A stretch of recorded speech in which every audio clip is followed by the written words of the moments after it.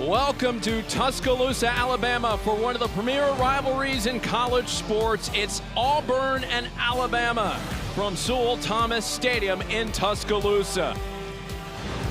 What a run it's been for the Alabama Crimson Tide, a 5-game winning streak. Tyler Fay threw a no-hitter last Friday against Florida to key a sweep of the Gators. And then on Tuesday, it was a 6-2 win over Austin Peay. And then last night, Game 1 against Auburn. Alabama run rules. Auburn 11-1 in 8 innings. Hello, everybody. Derek Jones and the former LSU Tiger, Jared Mitchell, with you tonight. And Jared, this Crimson Tide team is on a roll right now. Streaky, getting going right now. And listen, 5-game winning streak, 4 in conference after you got swept to start the conference slate. Listen, continuing this against your most hated rivalry could do big things for you throughout the rest of this year. Look for them to try to continue it here. Oh, no question. And one of the reasons why Alabama has been successful, the offense and the pitching both have really excelled. Yeah, don't look at the offensive numbers over the course of the year. They're getting better. What they've done over the win streak, they feel like this is more reminiscent of who they are as a team. And the pitching's coming along. Obviously, you saw what Tyler Fay did last week, and you're seeing what these guys are doing and putting it together. This is a team that's feeling good. Auburn's offense has really slowed as of late, especially in the loss last night. Yeah, they've been slow late, but listen, don't worry about them. You got Rembrandt, you got Freilich, you got guys like Bub Terrell. These guys are all big producers who were part of that super regional team last year. Imagine them, they'll get going again. The pitching staff is there. They can match what they do. They just got to get going again. Zane Adams will be on the bump for the Crimson Tide, the junior out of Porter, Texas. What do you see? He is the heartbeat of this team. He is one of those guys that they look at as keeping everything simple. He keeps it all straight and narrow. 4-1 on the year with a 4.1 ERA and 30 2/3 innings with 30 strikeouts and 6 walks. Look for him to continue that by pounding the zone with the heater, and he uses that slider and that changeup as well. His changeup really gets going when he can start placing that fastball glove side. It'll be Bristol Carter stepping in first, the sophomore, to oppose Adams. He was 0 for 1 last night with a couple of walks and a run scored. The lefty winds and fires as this one misses. You can see the animation from Bristol Carter. He is a lifeline of this ball club. He's the star that stirs the drink, and he really gets going. If he can get going and continue to get on base, look for them to work behind him.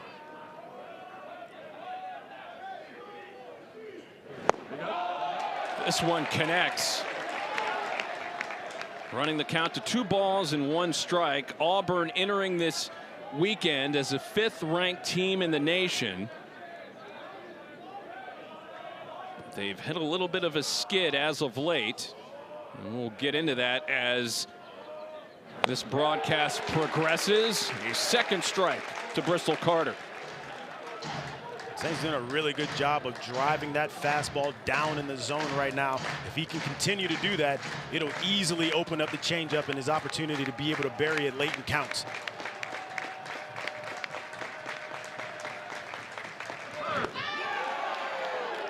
He did not go around. The appeal down to first base.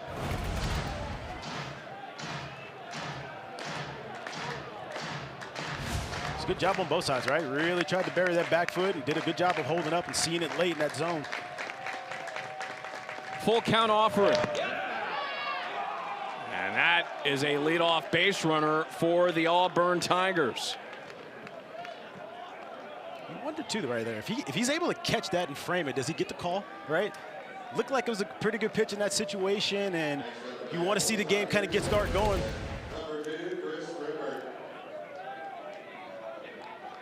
Maybe a tick low there. Home plate umpire tonight is Kevin Elzy.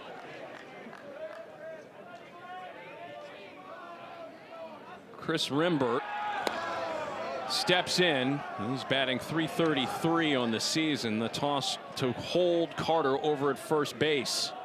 Be very interested to see how this plays out. Kevin Elzy has been known to not really give that bottom portion of the zone.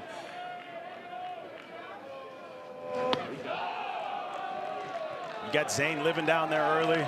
You got Sanders, who is a sinker ball pitcher. That is the part of the zone that a sinker ball pitcher would like to live in. So it'll be interesting to see, can they get calls in that spot continuously? And if not, how do you adjust? And how do the hitters adjust on either way of how this thing goes? Carter's a big-time threat on the base paths. He's stolen 18 bases in 19 tries, so he will get some special attention when he gets on the base paths. Kind of reminds you of a traditional guy, a traditional leadoff guy, being able to get on, being able to move himself over and not necessarily need you to hit him over. He becomes a problem when he's on the base paths doing those things. Fouled away by Rimbert. Rimbert took the collar last night, 0 for 4. And we saw in the open Tyler Fay throwing the no-hitter. He was awesome last night, too, in the win for Alabama. Another toss to first base. Yeah, that's 2 outings in a row from Tyler Fay. And I was so interested to see last night, how long could he go, right? After throwing 130-plus pitches in the no-hitter a week ago, how long and how much could he give them in a rebound spot? And he did a great job by neutralizing this Auburn lineup and throwing the way he did last night. With that killer mustache. When you have a stash like that, you got to bring the goods on the mound, and he has.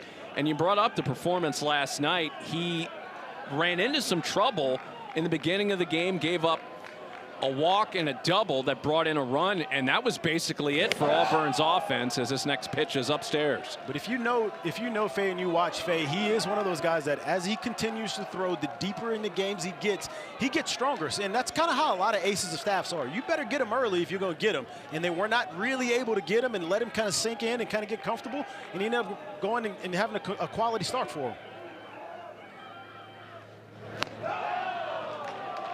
3 balls and 1 strike to Chris Rimbert, and that will lead to a meeting at the mound. John Lim out to talk to Zane Adams. So 2 batters and 2 3-ball counts. And last week for Adams, season high in pitches, 102 against Florida. We talked about the success, Jared, of this Alabama team against the Gators. The pitching did quite well. Yeah, the pitching definitely held up and did what they were supposed to do. And they're going to look for him to turn around and do this again this week. Hit sharply into right field for a base hit. It got past the glove of Brennan Holt. And it's runners at first and second base for the Auburn Tigers. That is how you come back after the night you had last night. You work a count early, you get yourself into a really good hitter's count, and you get the pitch out over the plate, and you use the big part of the field, the middle of the field, and that ball was smashed. That ball was compressed and hit very well. That'll bring in Chase Fralick.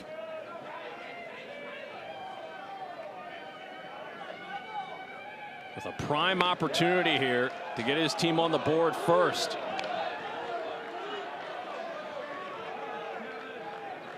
And he was one of the few Tigers who was able to get anything done offensively. Couple of hits last night, 2 for 4. Fralick is one of the rocks in this lineup. He's one of the foundational pieces, and he's one of the better bats. And his ability to do what he does in the middle of that lineup and catch as much as he does and then move around the field as much as he does, it's hard to not see him and not notice him when he's out there on the field. Runners at first and second base, nobody out. On the move to third base is Carter, and that is an easy stolen base for Bristol Carter. Mama, there goes that man again. He's working and he's doing what he does. And I'm kind of surprised a little bit that Rimbert didn't go on the backside of that.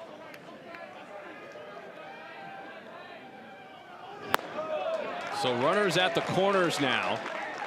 And the 3-0 pitch connects for a called strike. See if he goes back to the fastball at another 3-1 spot, just like he did last at bat. 3-1. There's another strike.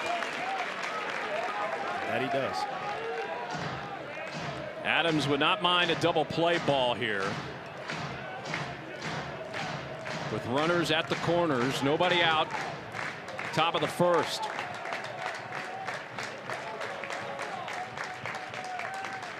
Three-two, swing and a miss. Down goes Fralick.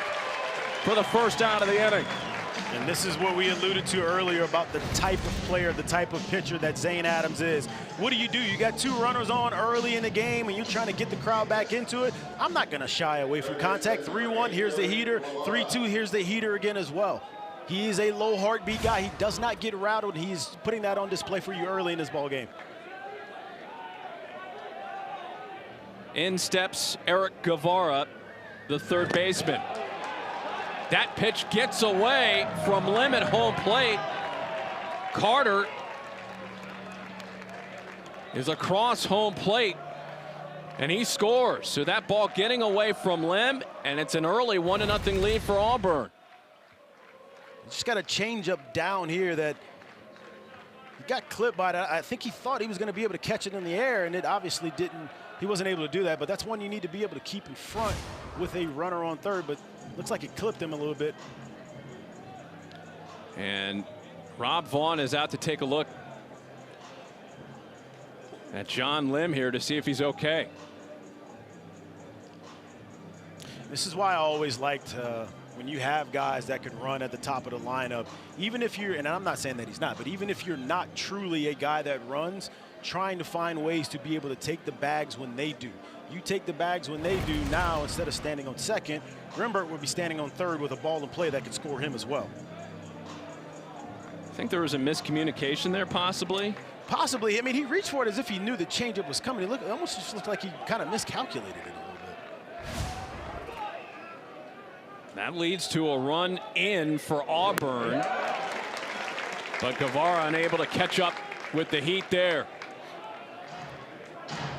Zane's fastball is really playing when it's in the zone right now, and guys are kind of swinging through it. It's obviously got some real good late life.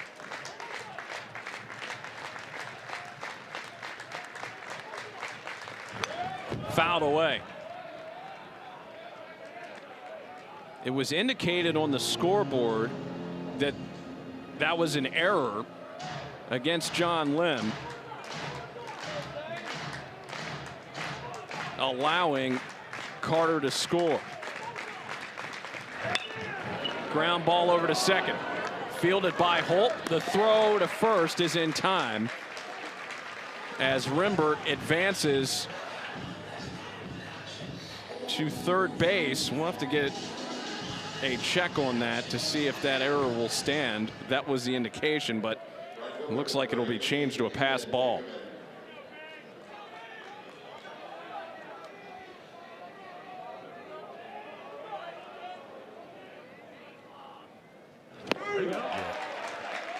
Hefty cut by Ethan Bingaman.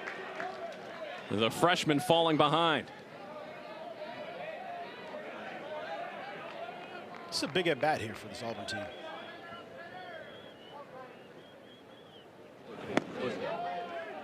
That one missing. Well, considering how the inning started, you're absolutely right. You get the first 2 on, you get Carter in, but you don't want to strand that runner over at third base. You also got to think how the last couple games have gone. To be able to hang a crooked number here early in the game would be something that would be very helpful for this club. Next pitch inside. 2 balls and 1 strike. This is not an uncommon occurrence for this Alabama team. They've allowed the first run in a game now in their last 4 SEC games, tonight included. This one out to right field, and it goes right into the glove of Brady Neal to close out business in the top half of the first inning. The Tigers bring across 1. They lead it 1-0.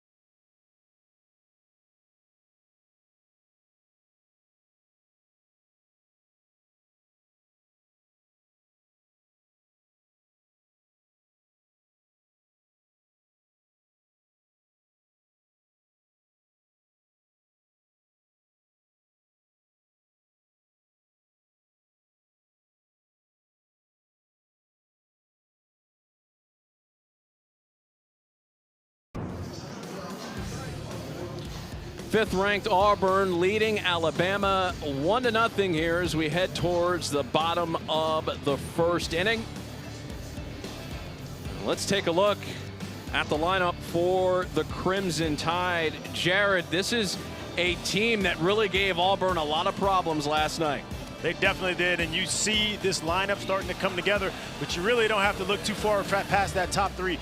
When that top three is rolling, it really gets this ball club going. Fowler, who had a great night last night. Brady Neal early on in the game. LeBron with some hits as well. When those three guys are going, it really gives this lineup a chance to start rolling. And like I said, don't truly look at the numbers yet because they know they started slow.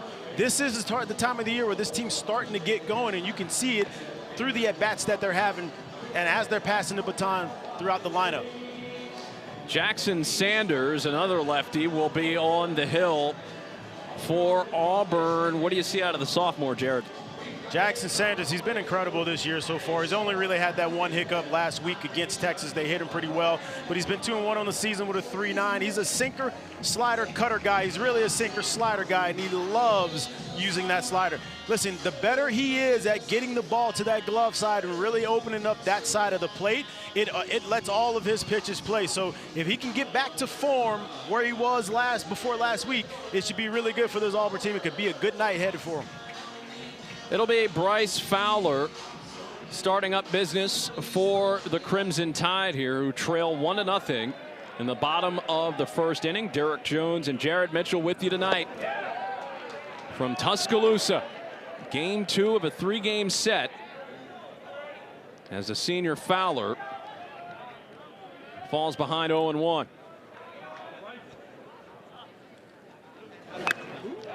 Make that 0-2.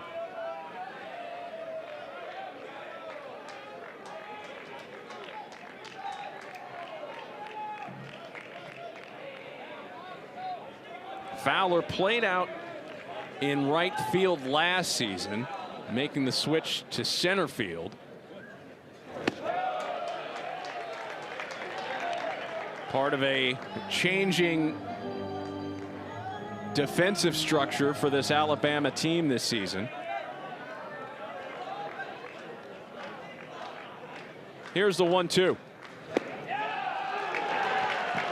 And Sanders off to a nice start, getting the first out of the inning as he catches Fowler looking. Mind you, as we spoke about it earlier, him stuffing that fastball down in the zone and getting the call could be key to seeing how long he can last and how effective he can be in this ball game. He loves using that slider when he gets to 2 strikes. He will use it all day, but he showed it. 0-2, and he went right back to the heater after. That'll bring in Justin LeBron. And LeBron takes a look at a strike. This is a team that you would think will test Alabama because Auburn comes into the weekend with the #1 pitching staff in the SEC. As LeBron fouls this one away. Of course, LeBron, one of the highly touted draft prospects as the 2026 MLB draft looms. And what have you seen out of Justin LeBron so far this year? I mean, he is as toolsy as they come. He's a great prospect. He's got all of the ability, and in this lineup, they have them stuffed between 2 of their better hitters as well. So it should breed the opportunity for him to see a lot of pitches in the zone. That way he can benefit, and the team obviously can benefit off of it as well.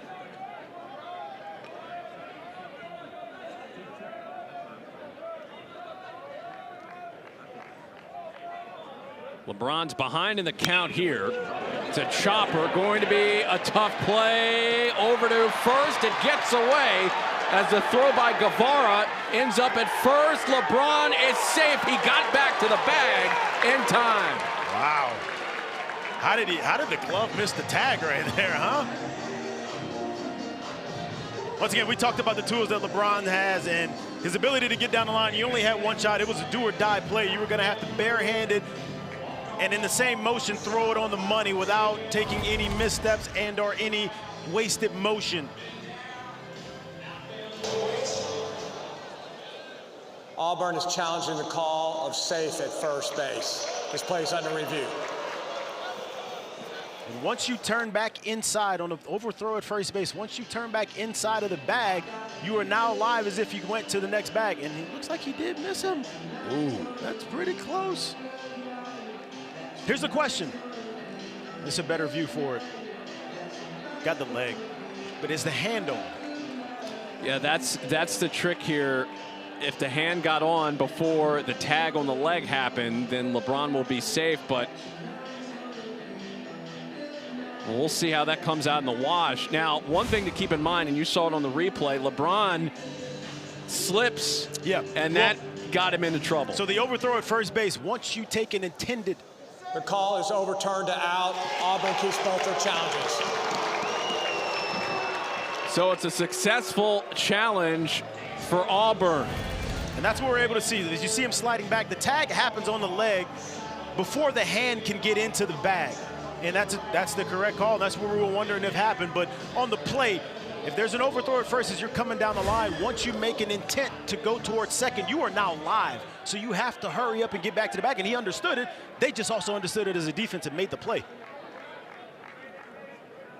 Brady Neal at the plate, swings at the first pitch. This one out towards left center field, and it will hit off the fence. Neal cruises into second base, and he has a double for the Crimson Tide. What a beautiful swing by Brady Neal, and this young man is coming into his own in the Crimson uniform in his second year here.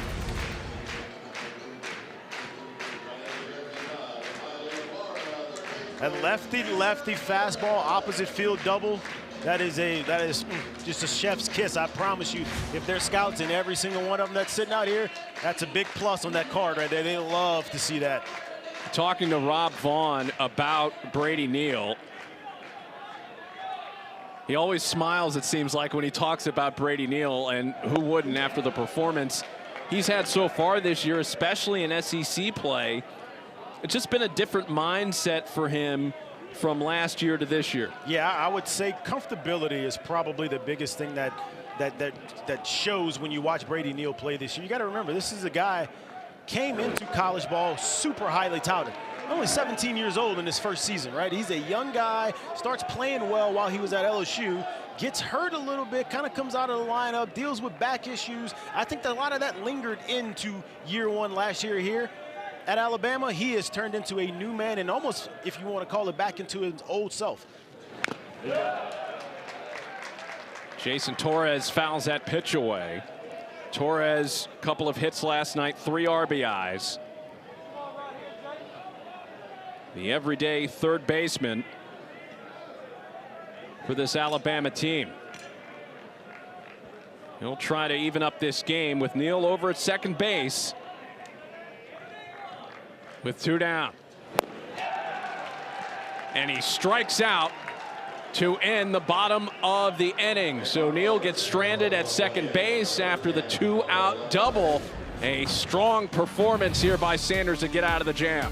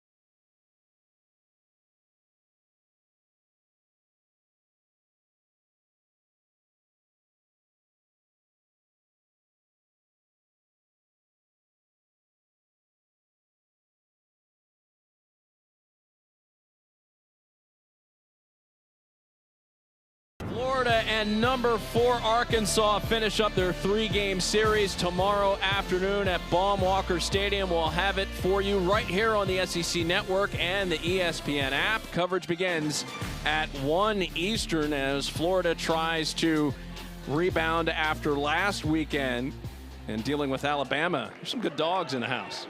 You see it, right? It's a good night for it. Not too hot.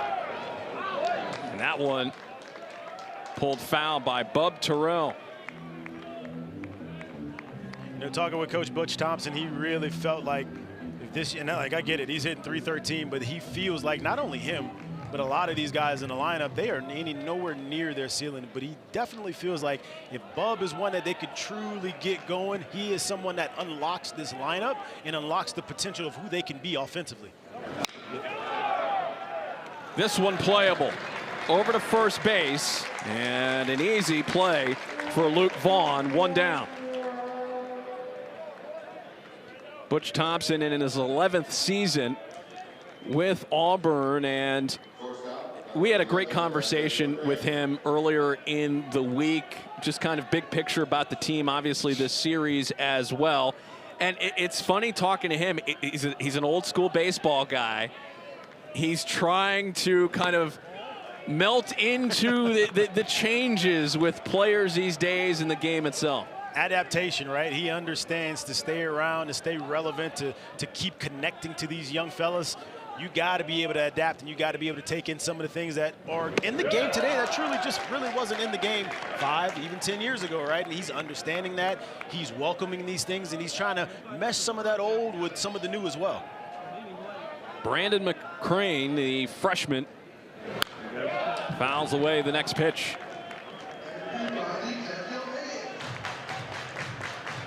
And this Auburn program, no stranger to success.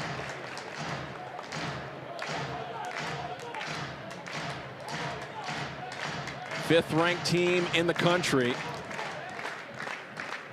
They've hit a little bit of a roadblock here as of late, in part because of such a grueling schedule as McCrane strikes out.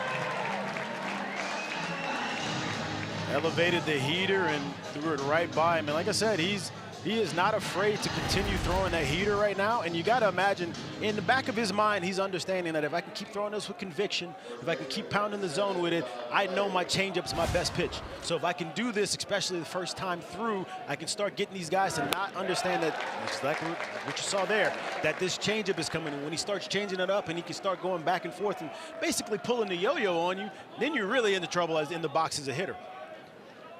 Todd Clay, the first baseman tonight, he did not play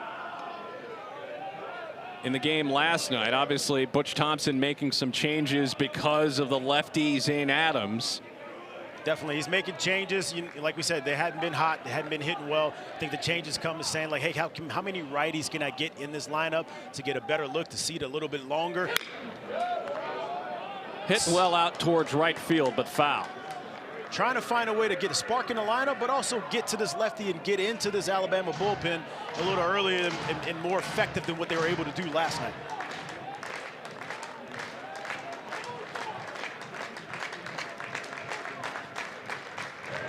Swing and a miss. Down goes Todd Clay to end the top half of the second inning. It's still a 1-0 lead for the Auburn Tigers as the pitching continues to cook in Alabama.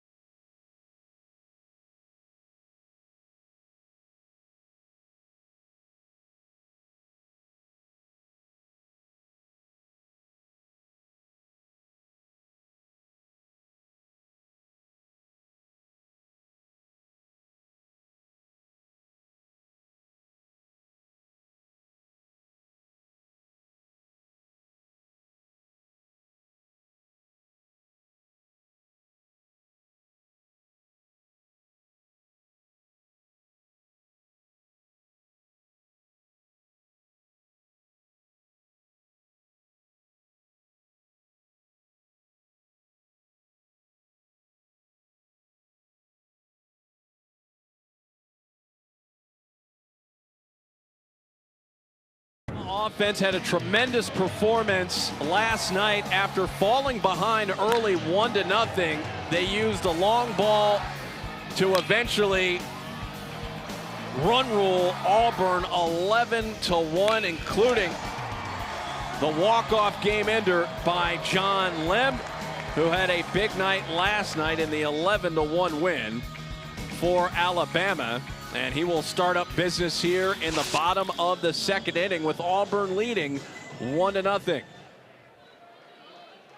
So when you watched him last night,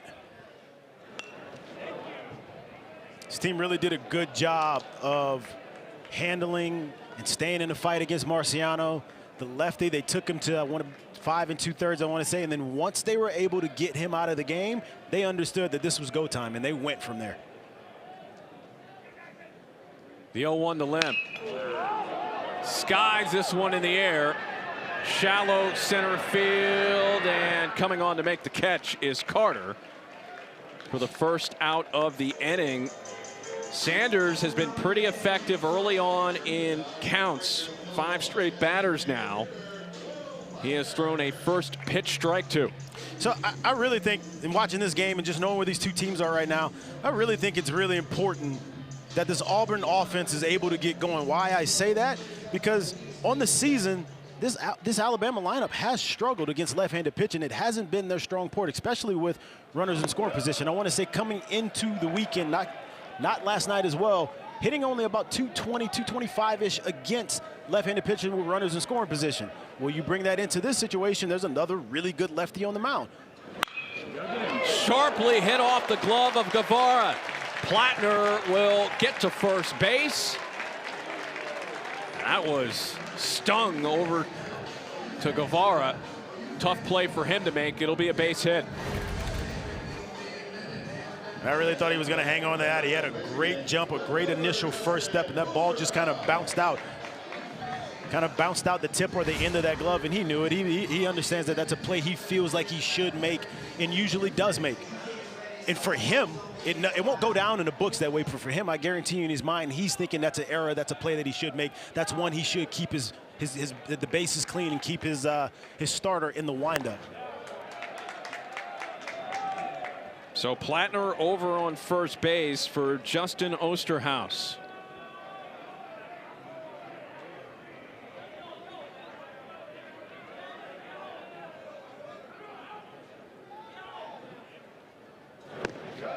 This one off the plate. 2 balls and no strikes. Couple of hits for Osterhaus last night.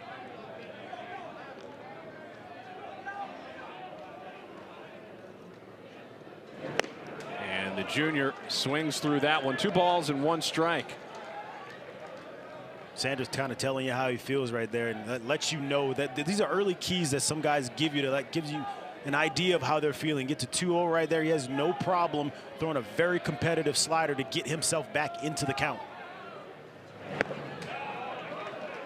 2-2. And then once he smells blood and sees you swing through it, he's so good with it, and he knows that it is his strikeout pitch. He'll throw it again. I wouldn't be surprised if he went to it again, until he's either able to get the strikeout or get you to show you that you have discipline against it.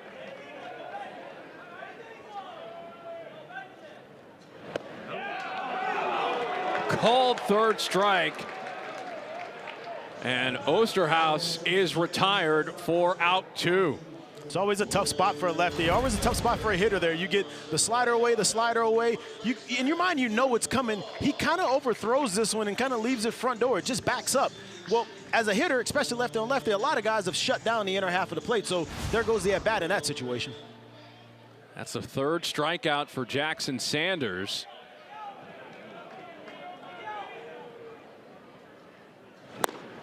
And Luke Vaughn takes a big cut, misses 0-1. And it seems like Sanders has found the groove here, Jared. Yeah, he's definitely found the groove. Homered here last night. Swinging aggressive early in the count. Those are usually signs of guys that are starting to feel themselves, starting to see it well. There's another strike.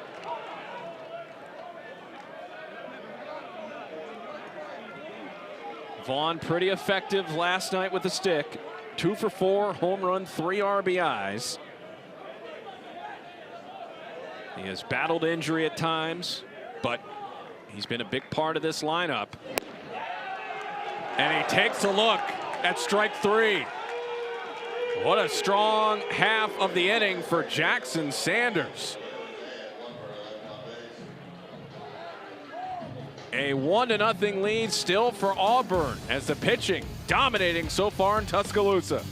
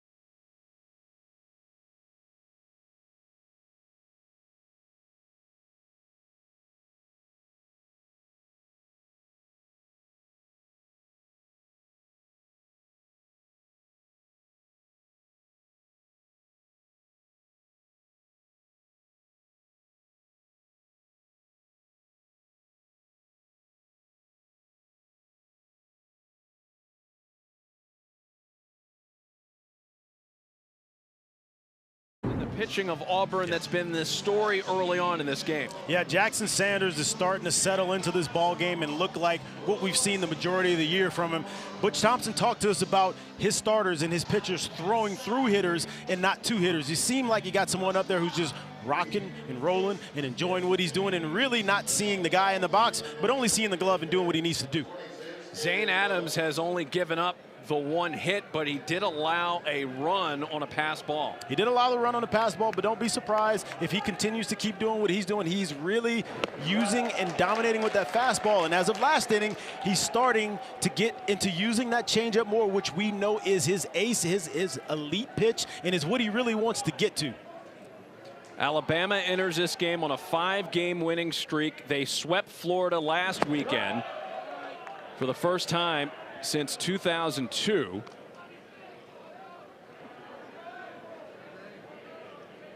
And they have really utilized that series to build momentum. Tyler Fay with a no-hitter in the Friday opener against Florida. He came back last night in game 1 of this series to get the win in the 11-1 victory against Auburn as Caden Combs trying to get something going here in the top of the 3rd inning. He's the 9-hole hitter for Auburn tonight. And he goes down swinging for out number 1.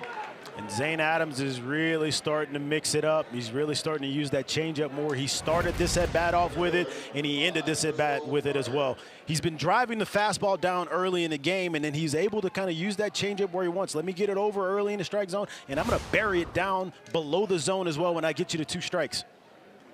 3 straight strikeouts for Adams. That flips it to the top of the order for Bristol Carter. Carter scored the lone run in this game. He walked to start off the game. Ended up at second base after a single, then stole third, scored on the pass ball. And that is how we arrived to 1-0.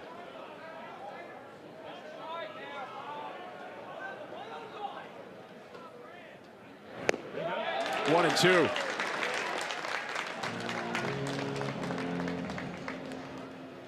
Of course, you hear so much about the strength of the SEC, and rightfully so. It's such a premier and talented league. And it also makes it an unforgiving league as Carter is called out on strikes, a 4th straight strikeout for Zane Adams. Well, I'll tell you, I think both starters tonight so far have done a really good job of establishing the ability to continuously hit the bottom of the zone, and they're really going to sit there and leave them with the decision. And the hitters have not adjusted yet in understanding that that pitch is getting called, especially tonight. You are going to have to take the bat off your shoulders and do something with it. Well, you know a thing or two about having to deal with this kind of situation where you're trying to figure out the pitcher, but also the umpire. What's that like? You know, it's kind of a cat and mouse game, right? Like, you have to understand who you got. And listen, today is a lot different. These guys have so many tools that are available to them. You kind of have an idea of maybe who's behind the plate, how he calls games, what he likes, where does he give, off, on, out, down, up, wherever it is. And then now you're trying to see, all right, well, this is what I do well. This is what the pitcher does well. This is what the pitcher's trying to do. Who's executing and who's not. So there's so much chess match and stuff that goes into the thought process. With all that being said, you have to be able to shut it down once you get in that box and be able to see ball, hit ball. It's another hit for Chris Rembert.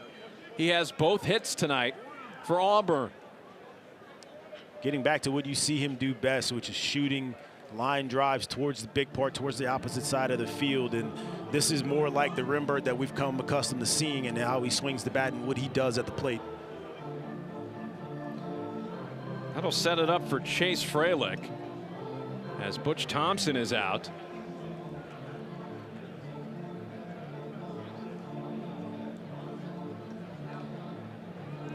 Butch Thompson in his 11th season as the head coach of the Auburn Tigers, third longest tenured coach in program history. His team last made the trip to Omaha in 2022. They got close last year, and he saw something he did not like, as now the umpires are huddled together here. You know, we get the sense of, you know, talking to him earlier this week, he seemed to really kind of get, listen, Butch has been around for a long time. He's seen a lot of things. He's been around a lot of baseball, but he seems to understand the natural progression you usually get in teams that kind of start to go and get and reach new heights. Doing what they did last year and getting to that super regional and losing that super regional to Coastal, who ended up being the national runner-up. He understands bringing back a lot of those guys from last year usually breeds success, because they understand, they know what that situation is like. They've played in those moments.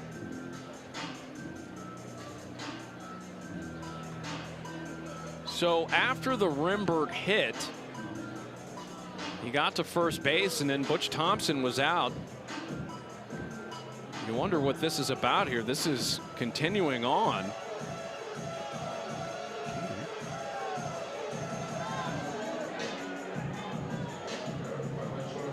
As Chase Fralick awaiting his opportunity to step in, and Rob Vaughn now will make his trip out to find out what's going on.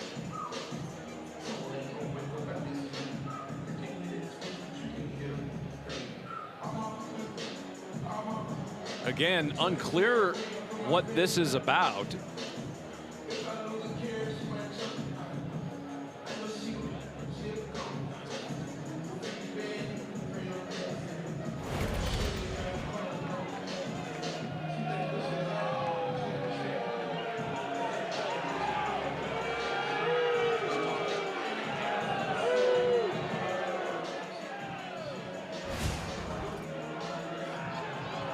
Look there.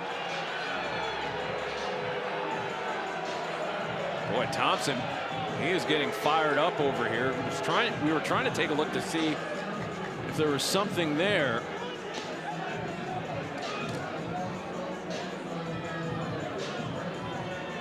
I wonder if he was out of the box potentially. Well, I tell you what, if this is an out of the box call, this is a gamesmanship move, and this is kind of something you have to make notice to the umpire before the at bat. But listen, a lot of guys do this. You'll see a lot of guys kind of fray the back line, so it's not really there, so you can kind of get a. Rembert was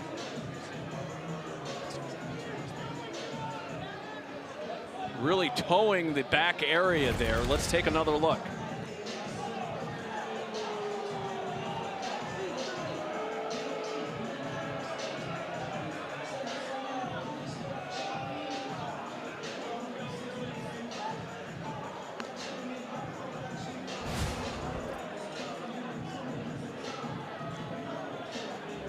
So they are disputing what happened there with Chris Rimbert and whether he stayed in the box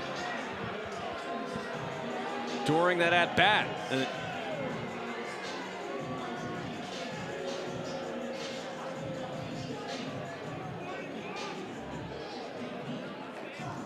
So the review is over again. Rimbert, whether he was in the box, this is coming from Birmingham. So they, speaking of the umpiring crew, are getting a review at whether or not Rimbert was properly in the box.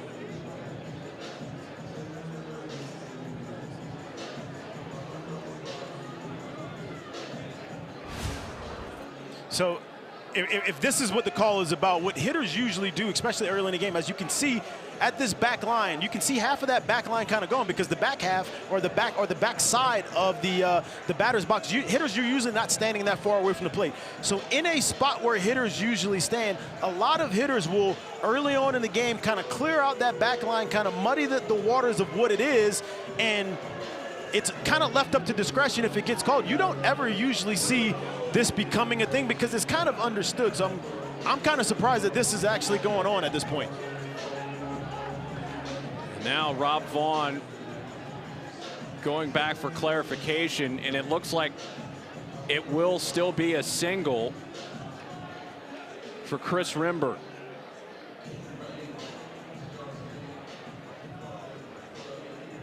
A lot of guys like to stand towards the back of the box. So whether it is I'm intentionally standing at the back of the box, as the game continues to go, you see guys doing what they usually do in their routine. They get into the box and they're clearing out that spot that's closest to the back line. So that back line usually isn't there. And then at that point, there usually becomes not much of a conversation, and people just kind of understand, hey, this is where he is and this is where he's going to hit from. I mean, you mentioned maybe when you kind of go through this process, I mean, as a batter, how aware are you of where your feet are or something? Because you're so used to doing your thing back there. I don't know who the first one, if this is, like I said, if this is what's going on, I'm not exactly sure who the first one in their lineup is that stands that far back. But the rest of them that want to stand back there, they're happy about it. And they want to make sure, hey, clear that out. Let's make sure that's not there, and let's get to business at this point. So, of course, batters are aware because they know exactly where they want to be in the box. They know what they're trying to do, right? Like those guys show up here at 1 o'clock and they get in the cage by 2 o'clock, and they're here to start hitting every day. They have an idea of exactly what they're doing. It's just always usually understood. So again, that back foot. And what you're trying to gain there is that extra millisecond, that extra opportunity to see the ball maybe a little bit deeper before you're making swing decisions. So after the wait, Chase Fralick steps in and he takes on the first pitch. And immediately following that, something I want to see is if he's able to keep his rhythm and what he was doing on the mound earlier. That's a long time to kind of stand there and not really be able to get going. And he was rolling before this. All of that took roughly 8 minutes to sift through.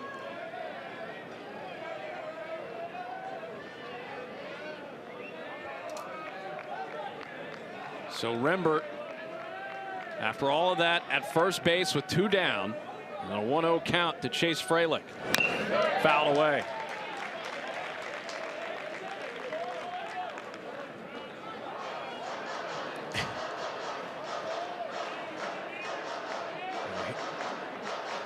Tell you this, like I said, this line gets really murky. And look, I mean, what exactly is the ruling on this? How do you call this at this point, right? Because this is what a lot of hitters are going to do.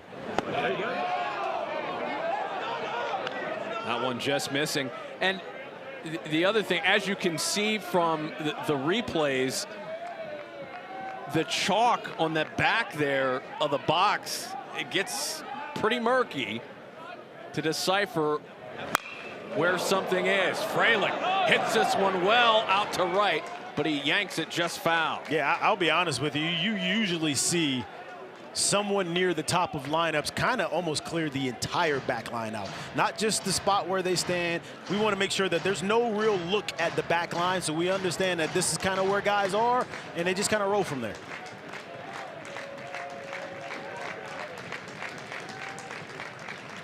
Adams with the 2-2. Fouled away. Even though it's only 8 minutes, do you think a delay like that can throw a pitcher or a hitter kind of out of rhythm? I think it can throw a pitcher out of rhythm, right? Especially when guys are kind of rolling and in their zone. Think of it as like a distraction. Think of it as a timeout, something to kind of slow you and kind of get you out of doing what you've been doing. Hit out towards center field, playable for Fowler, who makes the catch. And after all of that, it is still 1-0 Auburn as we go to the bottom of the third.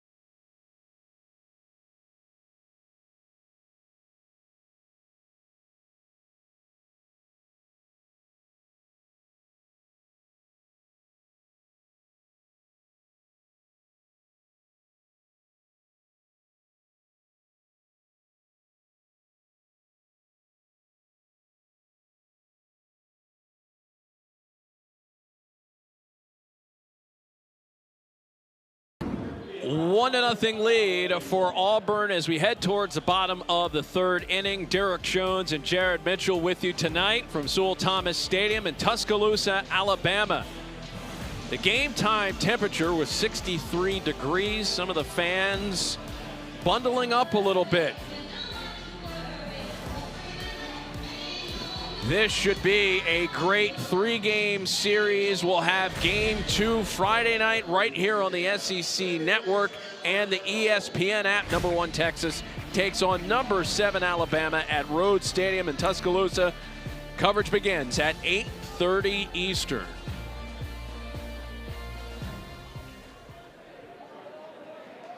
SEC play in both baseball and softball heating up.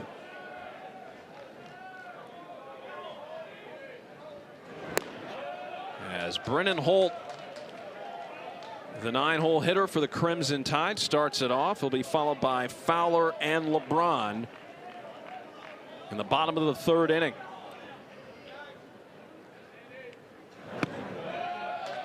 It's an interesting at bat right here. Holt really likes the pitch down, is where he does a lot of his work. Jackson Sanders has been living down there, but he has had a lot of command and control on what he's trying to do. This will be an interesting chess match. 2-1. We were talking to Rob Vaughn just about the differences as far as being in the SEC now after a couple of seasons, and one of the things he talked about was the margin for error in this league is so slim. And you look at a game like tonight so far, the one run that has been scored was on a pass ball. Yeah, he mentioned something really interesting. He talked about at Maryland how Holt sends this one out to center, and the diving catch is made by Bristol Carter, laying out for out number 1. Bristol Carter, my man, showing up and making a big-time play in a very tight ball game. You gotta love the first step, you gotta love the direct route, and you gotta love the captain and command that he has in center field, and go and get this and making sure it's known that I'm snagging this, let's keep moving forward. That's a beautiful play.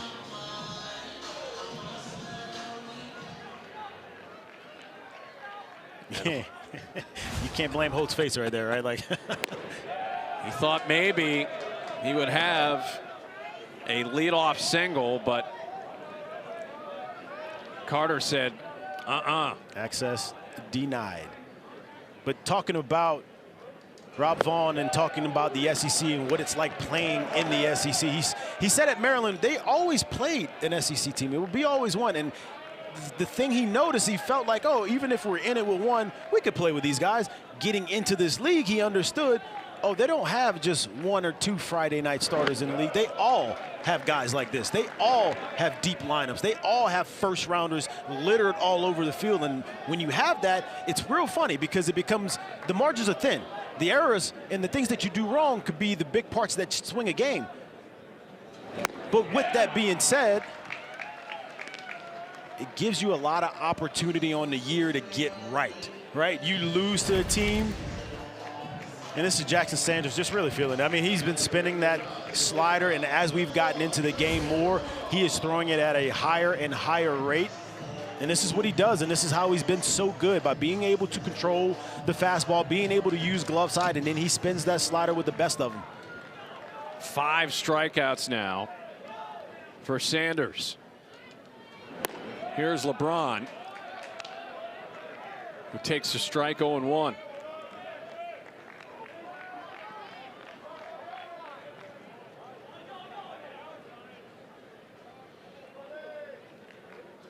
The 0-1. Off the mark, evening the count at 1 ball and 1 strike. We'll hear from Butch Thompson coming up at the top of the 4th inning. And a 1-0 ball game. Hit right into the shift. And LeBron is retired to end the bottom of the 3rd inning. We'll hear from Butch Thompson when we come back.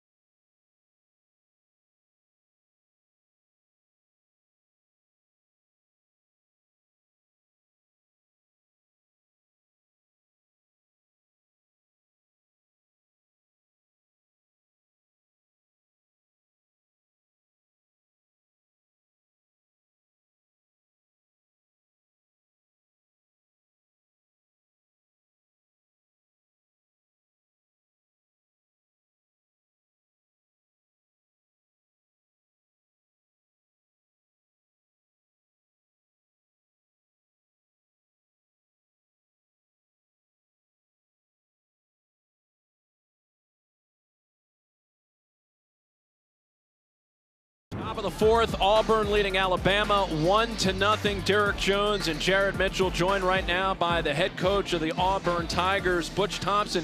Coach, what is your understanding of what took place in the previous frame with the Chris Rimbert sequence in the single?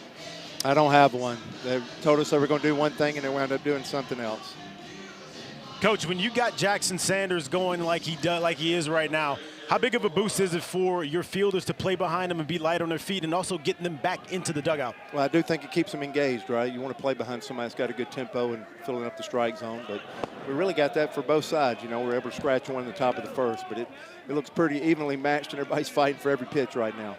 Coach, we'll let you get back to it. Thanks for your time. Thank you. Zane Adams here in the top of the 4th inning.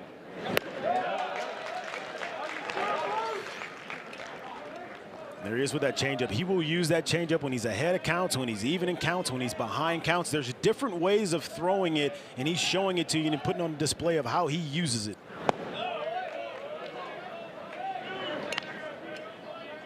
Eric Guevara 0 for 1. And Auburn's offense still looking to get on track. They lead it 1-0, but now heading into the second game of this series, the bats quiet. You know, there used to be a time where you would never see guys triple up on changeups, and now that's becoming more of a thing. If you know you got a good one, and you can place it and you kind of put it where you want, continue to throw it because it becomes a hard pitch to get a bat on. Fouled away. Well, you get the understanding here early on in this game that the offense will be at a premium the way Sanders and Adams are dealing. Definitely at a premium. 10 Ks between both of these guys right now. Into right field. This will get down for a base hit. Guevara makes the turn pass first. He'll head back. And he is a leadoff base runner for Auburn here in the top of the fourth. Beautiful piece of hitting right here by Guevara, taking the one fastball that he's got late in that count, up in the zone, seeing it deep, using the entire field and shooting it through the four hole to get on base here. And you got to understand, when you got two arms that are going in a primetime SEC matchup like this, and they're throwing well, you have to have awareness as a team. And now it becomes, you really truly get off the personal thought, and you start understanding, what can we take from him? How many pitches can we make him throw? How can we wear him down and get him out and get into that bullpen to start working? Ethan Bingaman takes and is ahead 2-0. Mentioned earlier the difficulty of the SEC. This series is a second of 9 straight series to finish the season against teams that are currently ranked in at least one of the national polls. You take a look at a series like this from the Auburn perspective. Yes, they're ranked 5th in the nation, right, but you don't want to get into one of these situations where things start to snowball. I think as a competitor, as a coach, and I think anyone in that building, you take opportunities and you should look at it as iron sharpen iron, right? You should look at it as an opportunity to get better. You should look at these are the types of teams, these are the types of matchups that you came to the SEC to be able to play in, whether it's all against SEC teams or not. It's the type of teams, it's the type of matchup that you want to be in. You want to be in the big stage. And I think the teams that can embrace that, you tend to do well in these situations. The teams that run from it, they tend to falter in these. And the other factor into this, besides the SEC play, the midweek games, far from a layup. Bingaman caught looking for the first out. Did a great job driving that fastball down in the zone, not missing up and over the plate, not missing somewhere he can really get to it, making him have to make a decision, right? He's able to tunnel that changeup that he's been using down there, and now he's throwing the fastball down there. It makes you have to make a decision on, is this pitch the fastball because it's going to look just like the changeup, or is it not? Bub Terrell with a runner on. Can't connect with that one.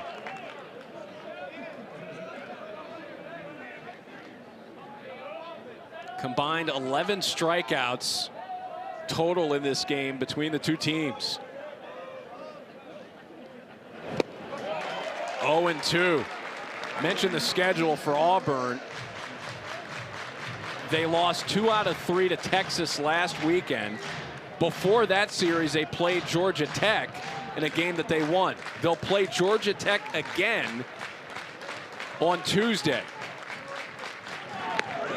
You can catch that game on ESPN2, 7 o'clock, as Terrell goes down swinging. 2 down.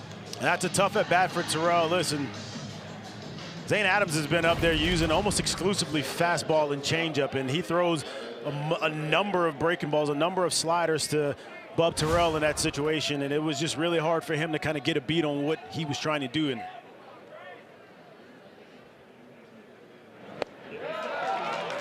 There's another strike, this time to Brandon McCrane. Tell you what, the pitchability by both of these two lefties has been really impressive. Watching them kind of move the ball in and out and up and down and change speeds the way they want to and kind of stick it wherever they want to. McCrane drives this one out towards center field, but right into the glove of Bryce Fowler. The pitching continues to dominate, but Auburn up 1.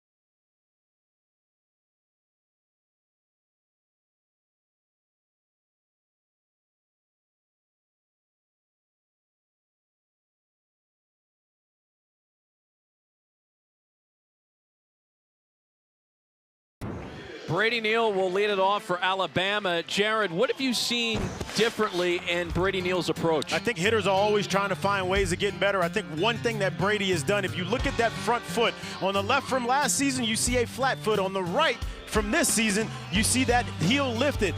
To me, this is almost like a move. I'm trying to be more athletic in the box. Think of a basketball player. Think of you playing defense. Nobody plays good defense on their heels, right? They want you on the balls of your feet. This is allowing him to be more athletic with his front side. It gets him started quicker, and it gets him into the fight that much better.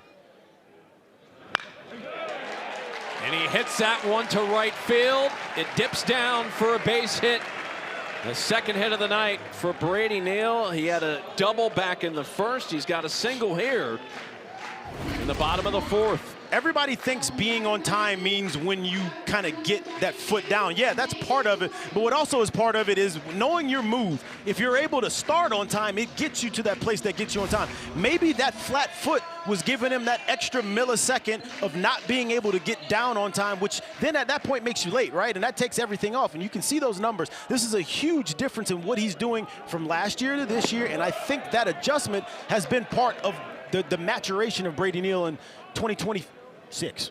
He's the first leadoff hitter to get on for Alabama tonight, and his play, as noted, has greatly increased, but in particular in SEC play, with some guys you see the numbers difference. Brady Neal coming in hitting over 400 in SEC games. He's only gotten better in SEC games as the competition has gotten better, and that to me shows you someone that is not afraid of this limelight, that is not afraid of the stage that he is on. Torres gave that one a ride out to right, but it's caught by Bingaman. And there's a look at Brady Neal's numbers in SEC games this season.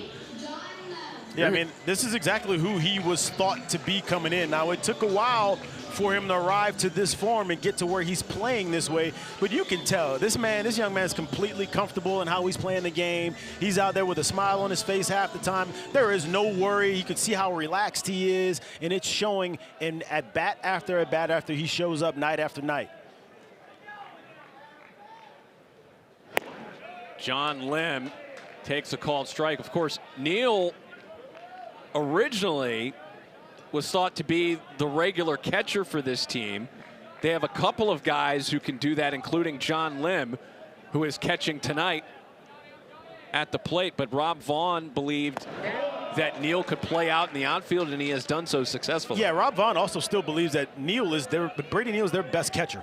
But with him being able to move and being so athletic, which if you talk to Brady Neal, he's the best athlete on the team. But with him being so athletic and being able to move and play multiple positions, it's allowing John Lim to be able to get into the lineup. It's allowing him to be able to play behind the plate as well. And there's a hit for Lim. Neal going from first to third. Runners at the corners. 1 out for the Crimson Tide. And there's another example of it, right? Rob Vaughn says this team is better with both of those bats, both of those players in a lineup and contributing, actively contributing to the team every day. He gets a hanging slider and he doesn't miss it, right? And a rare runner in scoring position opportunity here. And this is the situation we talked about coming into the weekend. This is a team that had struggled against lefties in scoring position. Can they get it done at this point? There's only been 6 extra base hits going into last night against lefties in scoring position. 4 of them happened in the past 7 days. So this is where they need to come on. This is where they need to continue improving, and here's an opportunity to do so.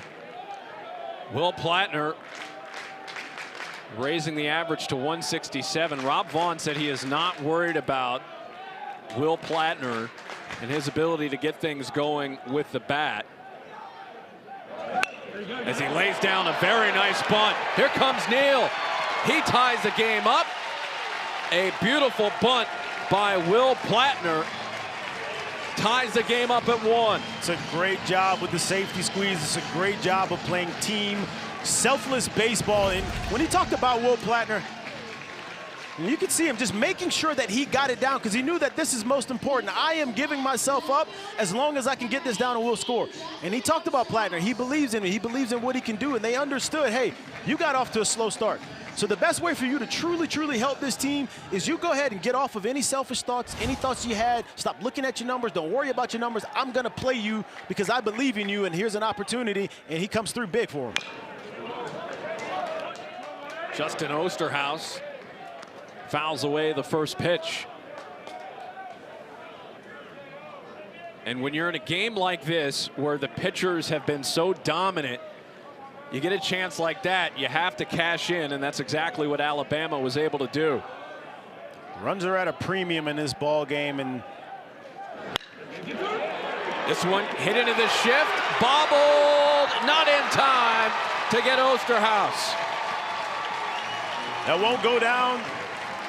I would imagine that won't go down as a hit with someone sitting in front of us. It's a good piece of hitting, trying to use the middle of the ball field right there with the lefty-lefty situation and runners in scoring position. And you put the pressure on the defense, right?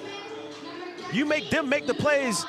McCrane was not able to make the play. He kept the ball in front to keep the runner at third, not able to make the play. You extend the inning. And this is what I meant by taking what you can from the starters. You may not get the hit, but can you extend at bats? Can you get the next batter up? Can you pass the baton? Can you continue to make him work and throw pitches? That way you get a chance to get into the pen.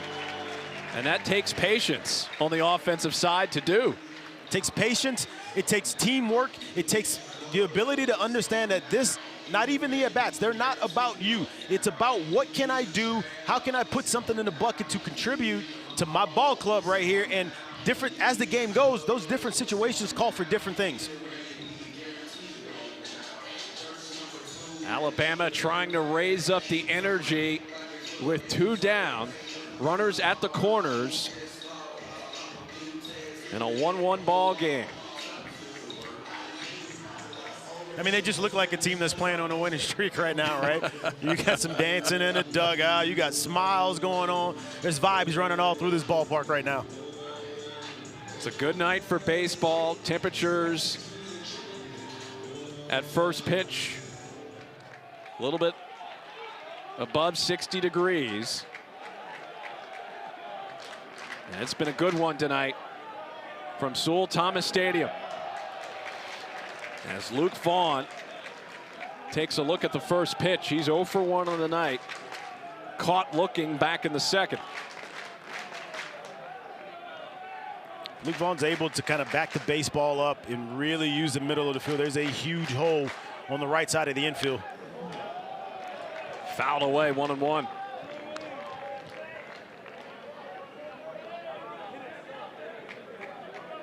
John Lim over at third base. Justin Osterhaus at first. after the error committed by Brandon McCrane.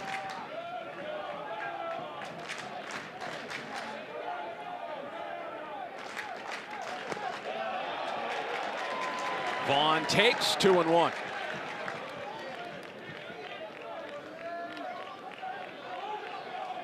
You could tell Sanders wants this ground ball. He's trying to bury the ball and really stuff it inside. He's throwing the heater in. He's trying to throw that slider that gets in. He's trying to use this defensive alignment to his advantage. 3-1. Vaughn is 4 for 27 this season with runners in scoring position, but he's ahead in the count here, 3-1 with 2 outs in the bottom of the 4th in a tie game. How well can he slow the game down? How well can he back the baseball up? How well can he see the ball out over the middle of the plate? 3-1. Full count.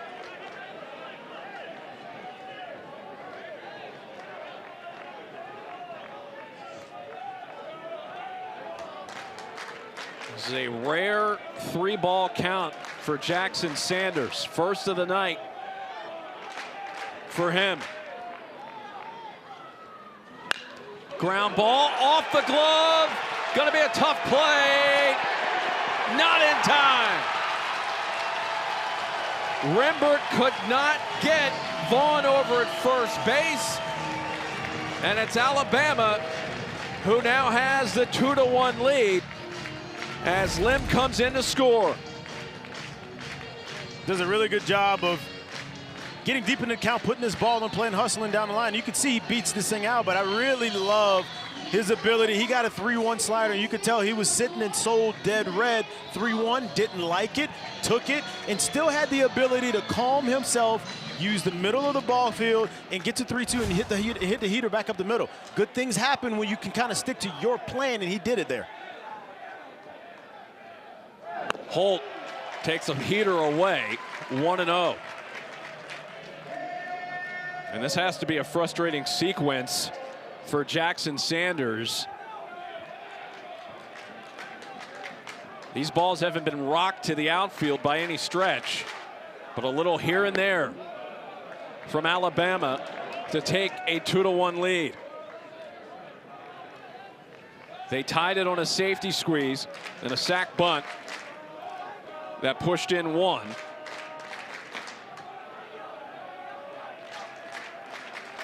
And now have been able to take the lead.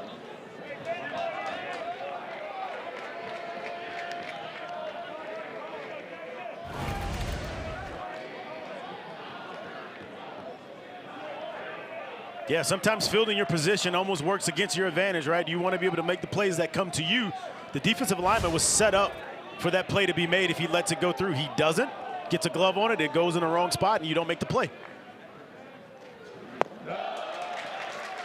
Sometimes those shifts, it was set up right. They just didn't get the ball to go to the spot they needed it to go to. You'll sometimes see, and I don't know if you'll see it, but there sometimes will be an understanding of between pitchers and middle infielders, like, hey, if I'm playing here, I got you. Let it go, and sometimes pitchers want to make that play themselves. That time it works against them. But this is what I was talking about being able to take something from him. Jackson Sanders has done a really good job all night by keeping his pitch count down. He's been no more than about 12 pitches per inning. He's up over 20 this inning, and they're making him work. They're making him have to go and get these outs, which drives up that pitch count and gives you the opportunity to get towards that bullpen. Hit well out to right field, but right to Ethan Bingaman. That closes the bottom of the 4th inning, but Alabama takes the lead 2-1. We'll hear from Rob Vaughn, the head coach of Alabama, when we come back.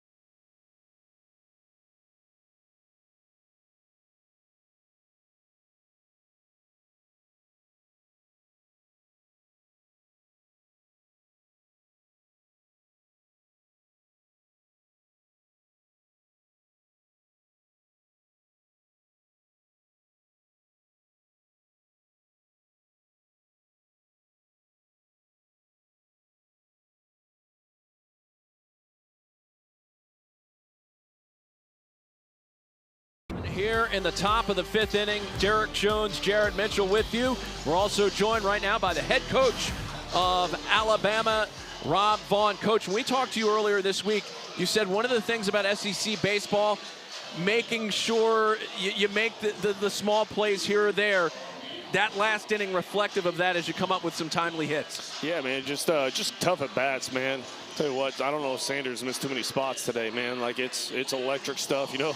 The plan is to get him elevated, and when he doesn't elevate it, it makes it hard to hit, you know. And so he's doing a hell of a job right there. But, man, credit our guys, man. They locked horns with him. They're fighting like heck. And, you know, it's the same thing as yesterday, right? Tale of two mistakes. We have a leadoff walk start the game and then throw a good changeup, results in a pass ball that they score their first run. And, you know, you see an error right there lead our second one. So, man, it's a game of inches, and Zayner's got good stuff going right now. We need a couple more zeros. This thing's a heck of a long way from over. It's going to be a dogfight for the next 4 innings. That it will be. Coach, you talk about managing emotions and the ability to do that, how important it is to the game. When you had the long delay and everything, and you have Zane Adams kind of standing out there, not being able to pitch, kind of getting out of the rhythm, how big was it for him to be able to manage those emotions and kind of finish out that inning? Yeah, man, that's Zayner. It's just a slow heartbeat, you know, and that's the beauty of him. There's no real super highs, there's no super lows. He's just an even keel guy, and it's like, give me the baseball, let me execute pitches. And so did a great job right there. Weird situation there. Don't still to this second really understand what the heck happened or why it resulted the way it resulted. But hey, that's what it is. Zane did a great job executing pitches, and see if we can go turn the routine. There we go. So good job. He's been outstanding, man. He's got good stuff tonight. Even in that first, he got behind some guys, man. But it's kind of like Faye early in the game yesterday. The misses are in the right spot. The stuff's turning. The changeup's been down, and the arm speed's been great. Showing some good curveballs, some good sliders, and man, credit them. They're having tough at bats too. Remember, it's been hooked in tonight. Coach, how about your pitching here now? You know, another performance by Tyler Faye that was really effective off of the no-hitter. You're getting another strong start here by Zane Adams. Yeah, I mean, that's what it's all about. Like, it's you know, one of my mentors always told me, man, it's really hard to go beat a good team when you get a bad start. And sometimes you can overcome it, but, man, so much rides with that dude you send out to start the game and just him setting the tempo for the game and all that stuff. And, man, we just trust Zane Adams with the baseball. It's like I said, it's a slow heartbeat. He's pitched in this league on the weekends for 3 years now, and it shows, man. Like, the moment just doesn't get big for him. Doesn't mean he's perfect all the time. Doesn't mean he gets it done all the time, but it ain't because he took himself out of it, and that's the biggest thing, man. Can you be present? Can you be hooked in? Can you do your job when the world's kind of burning down around you? And that's what makes Zane Adams special. So he's going to have to do that for a few more innings, man, because it's like I said, it's a long way from over. They're taking tough at-bats off him, and he's just going to have to keep executing pitches. Coach, thanks for your time. We appreciate it. Yeah, appreciate you, boys. Roll Tide. Rob Vaughn's team up 2-1. One down, top of the 5th.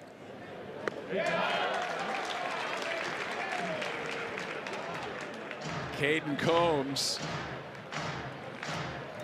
level at 2 balls and 2 strikes. It's one of those right-handed bats Coach Thompson inserted into that lineup to kind of give him a spark.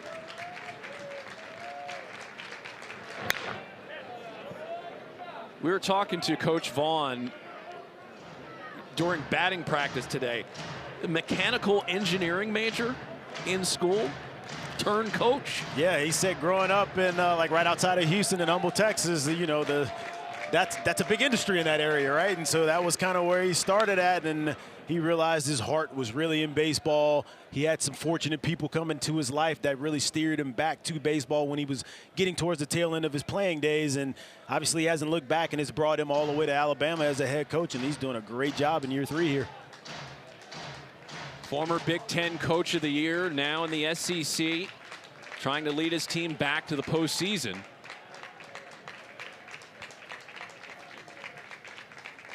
Here's Adams, 2-2. Fouled away.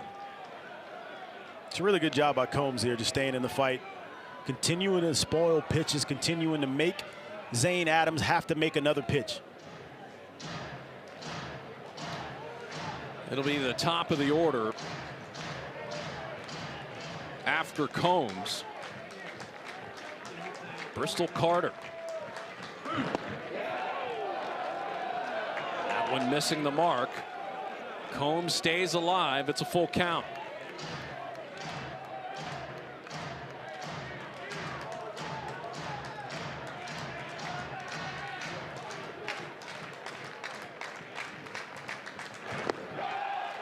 And Combs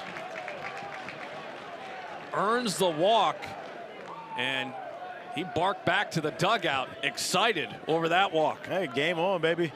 5th inning, you get to that time of the ball game where it becomes hard for starters to kind of keep going. You kind of separate the men for the boys right here. He's gotten to see him a couple times. He's seeing these pitches and understanding what he's doing. And this is huge for them, right? To be able to get this walk, get someone on, get him uncomfortable and out the stretch again, and see if you can push something across. Here's Carter. He looks at a called strike.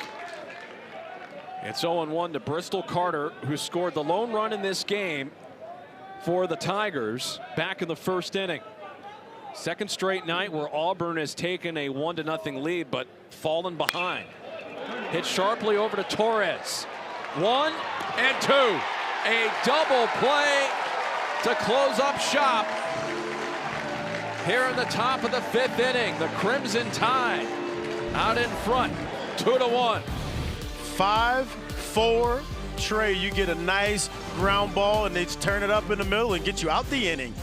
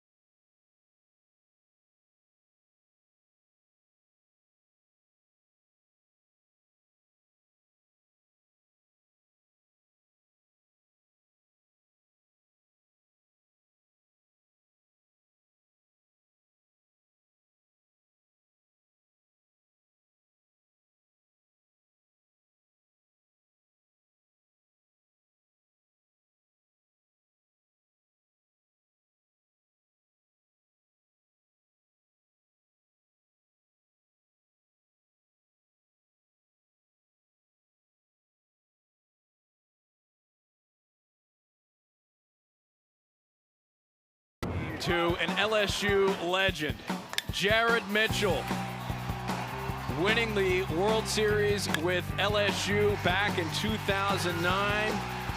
Man, you could swing the stick. I don't know. I guess, you know, they say everybody gets lucky twice a day, right? Like, like you run into a couple balls, but man, what a fun time. That was a great year for us, and you know, we got a lot of memories, and I got a lot of friendships that are built off of that year, and it was a special time. Of course, Jared Mitchell knows a thing or two about SEC play from your time with LSU, making the trip to Omaha. What's it like for you to watch now players being able to go through this situation? Because you had a lot of challenges throughout your career doing dual sports, football and baseball. Yeah, I mean, it's really cool seeing this, and it's, you know, things have only gotten tougher, especially with the social media these days, and these kids get so much at their fingertips and so much that they can see, and they deal with a lot more things than we had to deal with, you know, and it's pretty cool watching them adapt and adjust and move forward. Bryce Fowler starts up the bottom of the 5th with a leadoff single. Second straight inning, Alabama has put the leadoff runner in. And Fowler's getting going, and you know, he's adding to that three-hit night he had last night and the homer that he had last night. This is an important time in the ball game. They're back to the top of the lineup. You got your dudes up at this spot. Can you push across the run? Can you continue to spread and widen this lead? The dangerous Justin LeBron takes a ball on the first pitch, 1-0. He has a single to his credit tonight.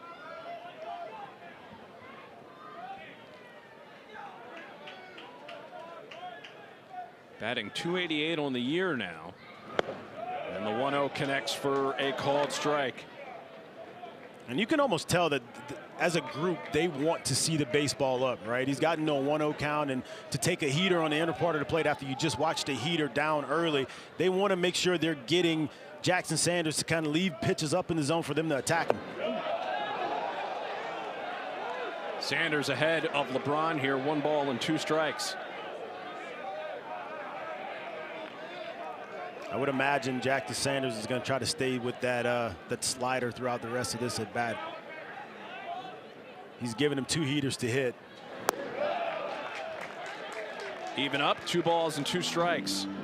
And we all know it's a strikeout pitch, right? As good as he is with the sinker and being able to keep it down, if I can strike you out and or get you to hit that ground ball, I think I would kind of stay with the slider as well. So I'd look for him to continue to throw it here.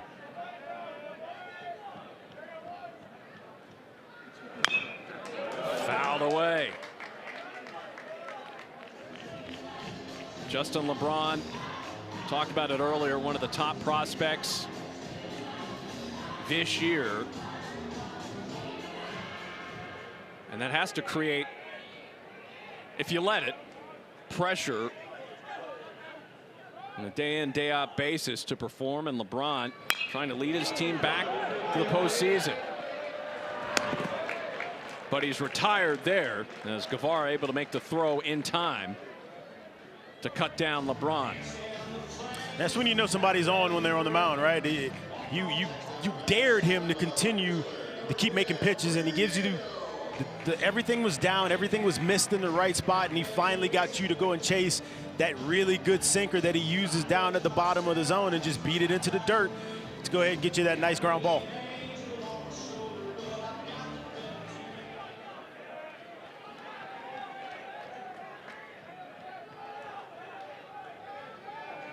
It'll be Brady Neal time.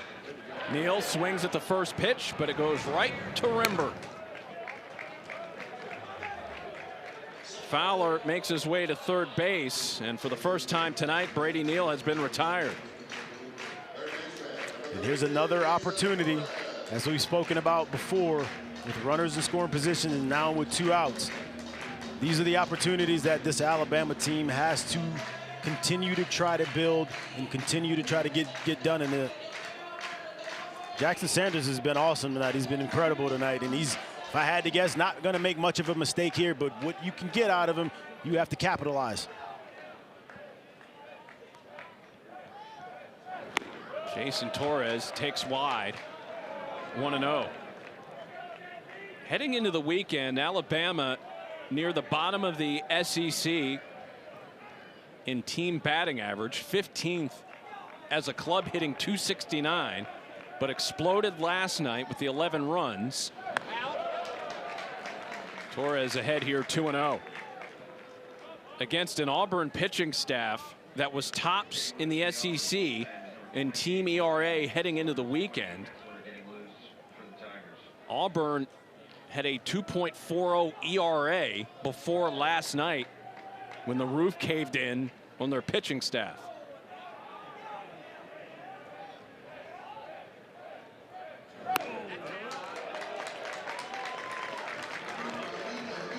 And now it's 3-0.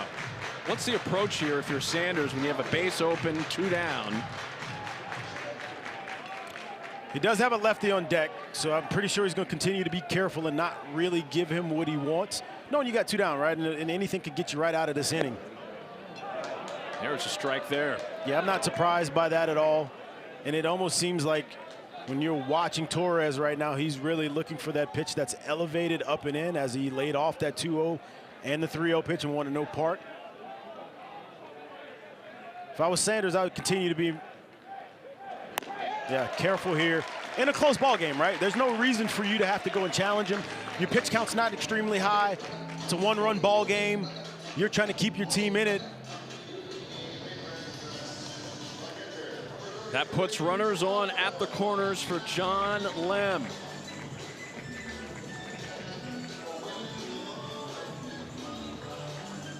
First walk of the night for Sanders, who's trying to bounce back after a rough outing against Texas last weekend. He threw 77 pitches. He gave up 6 runs, 4 of them earned. He's limited Alabama here to just 2 runs, but he's in a bit of a pinch with runners at first and third base. Fowler at third, Torres at first, 2 down. This is a big spot here for Jackson Sanders.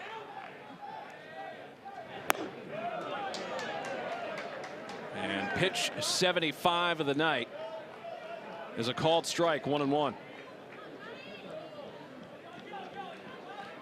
And last week, was pretty much the only aberration that he's had of being not very good, right? He wasn't able to go deeper into the game. He gave up hits, gave up runs, and you hadn't seen that from Jackson Sanders this year. So it's nice to see him return a week later, get back to what has been his regularly scheduled program, and pitch like this Auburn Tiger team has been used to seeing him pitch all year. He gave up a couple of home runs in that outing as well.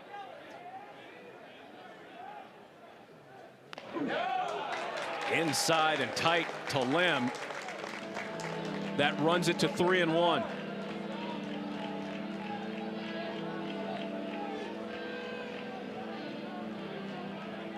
Lim hit a 3-1 homer last night on a fastball, I believe. It'd be interesting to see if he gets that opportunity with another fastball.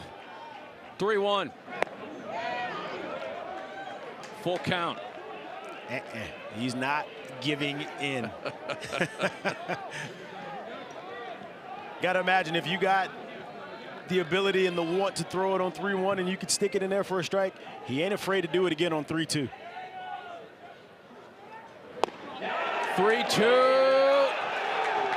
He went around, and that will be a strikeout that gets Sanders out of trouble here, to the frustration of Lim, but to the delight of Sanders and Auburn.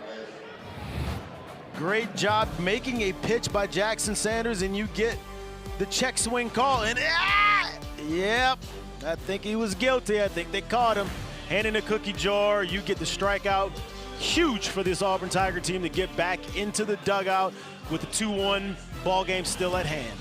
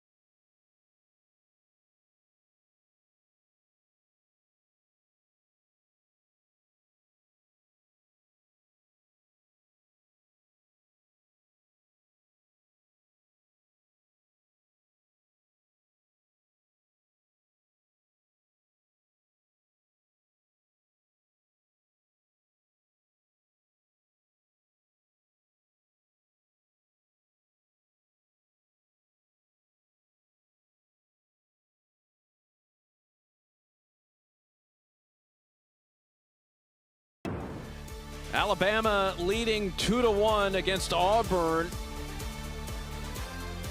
As we head to the top of the 6th inning, Derek Jones and Jared Mitchell with you tonight from Tuscaloosa, as Alabama tries to win a series against a ranked opponent yet again.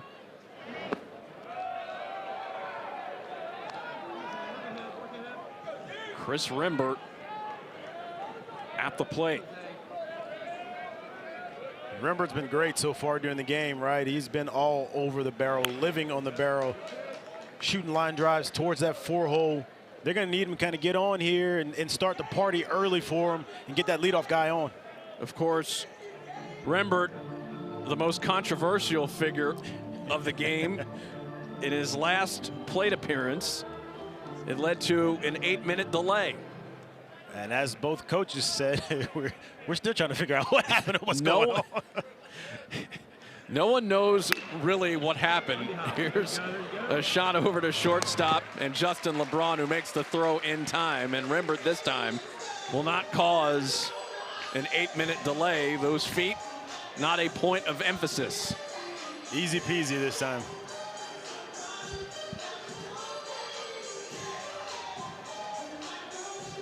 Chase Fralick will step in next. Freilich looking for his first hit. 0 for 2 tonight.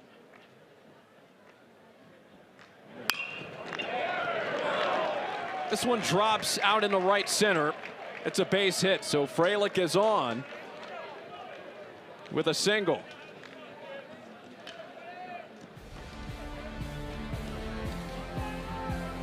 Wednesday afternoon, our SEC Now Spring Football Show. We'll have updates from spring camps, preview spring games, look at some of the best pro day performances, and break down the SEC draft eligible players who will or could have their name called in Pittsburgh.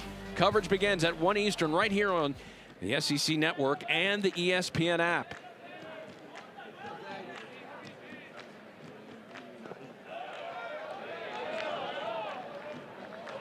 So Eric Guevara with an opportunity here with 1 out and a runner on. This could be a dangerous at bat here. Eric Guevara really loves that pitch down and does well using that changeup down around the bottom of the strike zone. This could run right into what Guevara likes to do. The Alabama bullpen starting to get loose. 2 up for the Crimson Tide, including Bobby Alcock.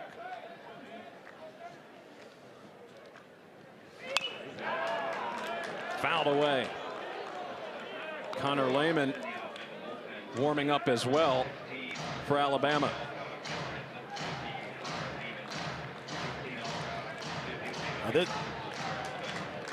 So a lefty and a righty getting loose for Alabama. Hit out towards center field, but there is Fowler.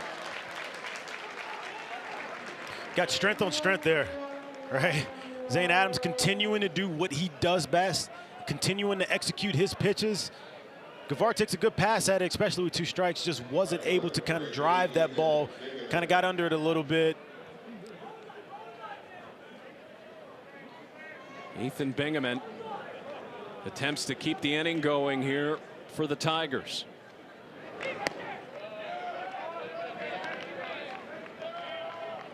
Before last night, Auburn was 13-1 this season in games where they scored first. They lost last night after starting up the game with a 1-0 lead.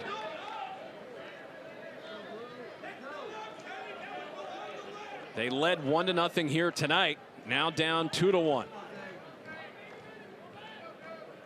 Adams here approaching the century mark in pitches, offers up a called strike. Very generous call there at the bottom of the zone, but that's what you get when you've shown the ability to continue pounding that area and being so consistent down there.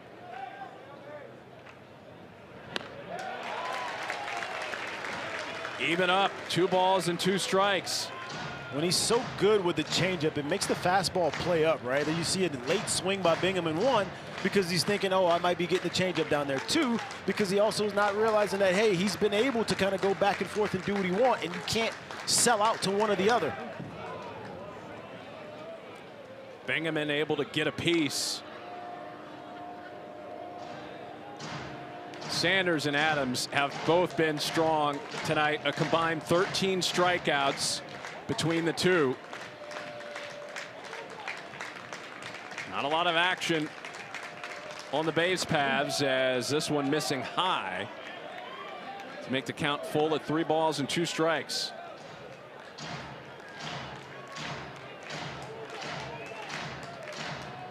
See if we get a runner in motion here.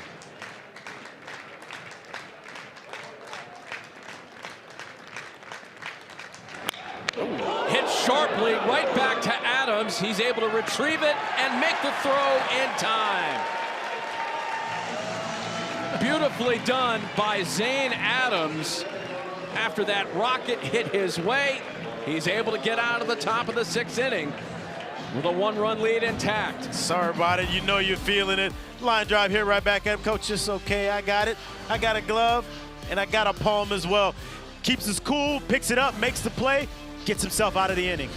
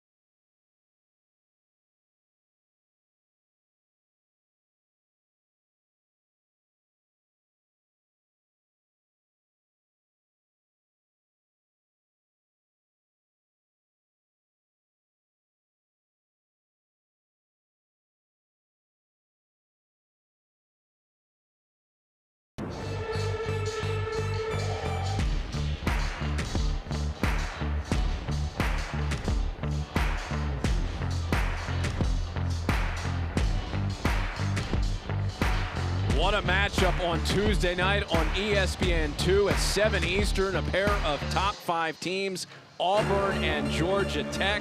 Georgia Tech has put together one of the top offenses in the nation.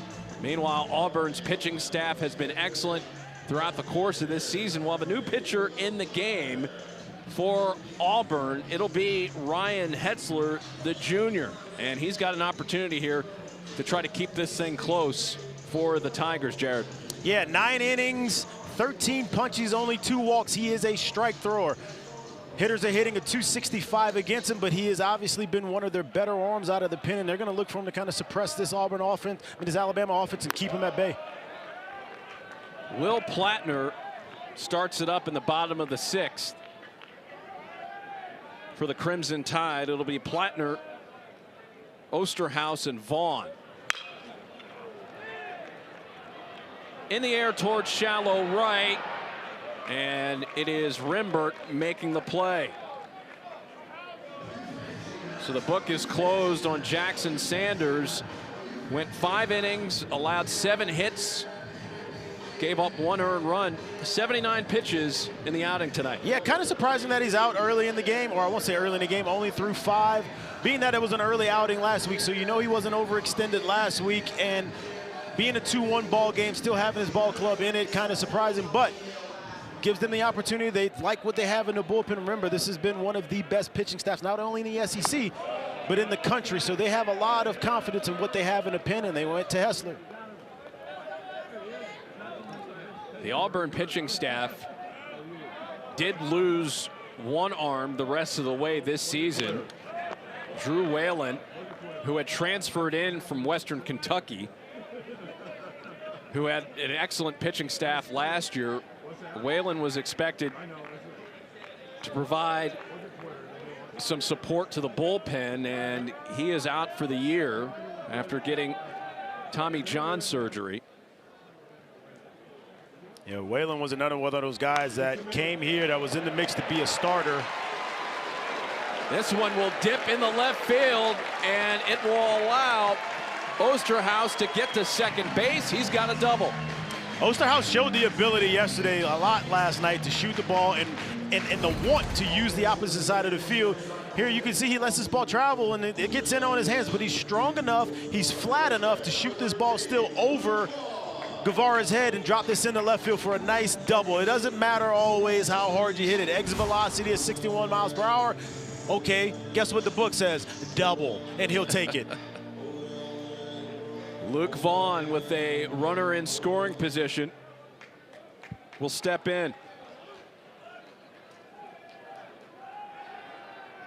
Yeah, and going back to speaking about Waylon, he was another one of those arms that was in the mix to being in this starting rotation. He ended up at the back end of the bullpen. Not that it's a bad thing. He was a great piece there, and they knew he was going to be a big part.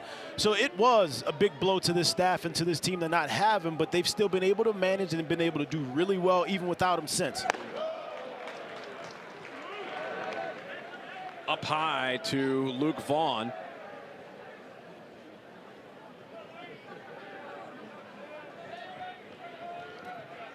Vaughn contributing as a part of the tide-turning inning that gave Alabama the 2-1 lead. But he puts this one in the air towards center field. It's caught by Carter, tagging and heading to third, and he is out. Osterhaus tried to tag from second. He gets thrown out by Carter. And that ends the 6th inning. So Alabama's offense comes up empty after having a runner in scoring position. Kind of a head scratcher here. I would understand it a lot more if it was with no outs, but to end the inning in this situation by just getting the third doesn't really get the job done, but you gotta love what you saw from the other side. Hetzel loved every bit of it, and the game is still 2-1.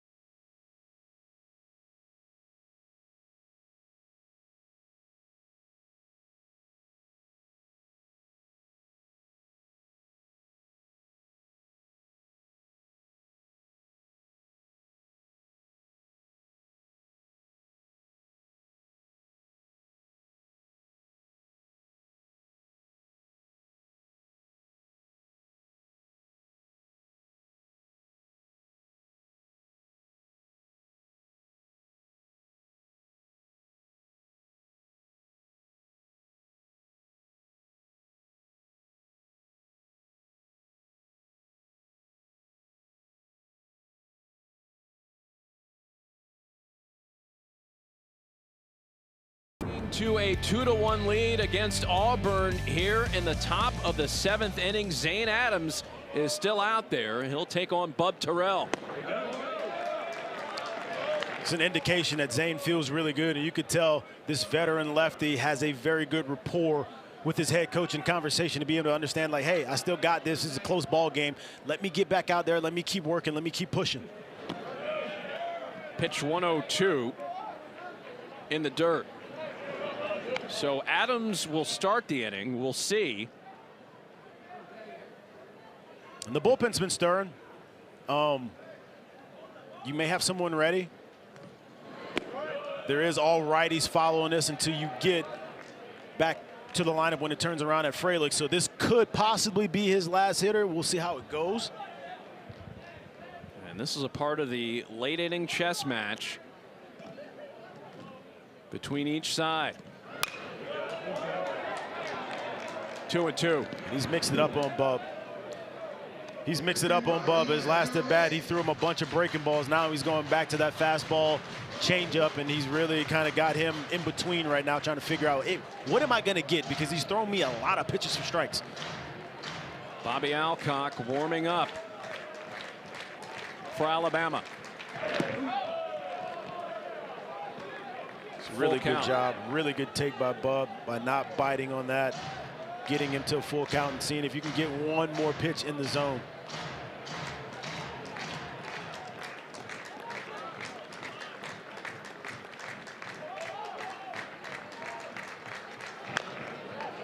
Fouled away, and that caught a piece of Terrell. Ouch. Take your time. Those don't feel good. I can promise you that. It's a direct shot off the bat to the top of the foot. You're going to lose feeling in that foot for a while, and it kind of takes you a little bit. Like a lot of people think yes, it hurts. It feels terrible, but usually a lot of it is you'll see guys walking around. You don't have feeling in that spot. Right. So you're walking around just trying to get some sort of feeling back to allow you to get back in the box and get ready to go. Terrell gathers himself as he tries to take advantage of this 3-2 count. He cannot. Adams gets the strikeout for the first out of the 7th. What a beautiful job by Zane Adams. Knowing he's got someone on the ropes, thinking a little bit about anything maybe than just the baseball. Says, you know what, I'm a rear back and I got maybe one more pitch, and maybe there was an understanding this was the last one. So here's 93. What can you do with it? I win. An excellent outing for Zane Adams that will come to an end as he gets some hugs from his teammates after what has been a strong performance by the Alabama pitching staff once more. 6 1/3, a 4-hit ball. That's veteran stuff, coming out and giving your team the chance to win. Not only a chance to win, but leaving with the lead and keeping the runs suppressed and keeping them at a minimum. It's been a pitcher's duel. It's been beautiful on both sides of it, and now you hand it over to the pen, and this is where all bets come off, and where can you get this thing done at this point? Alabama's bullpen will have to take care of it the rest of the way after Adams goes 6 1/3. One of the storylines coming into this weekend was the Auburn pitching, but nearly through 2 games, it's been the Alabama pitching that has been impressive.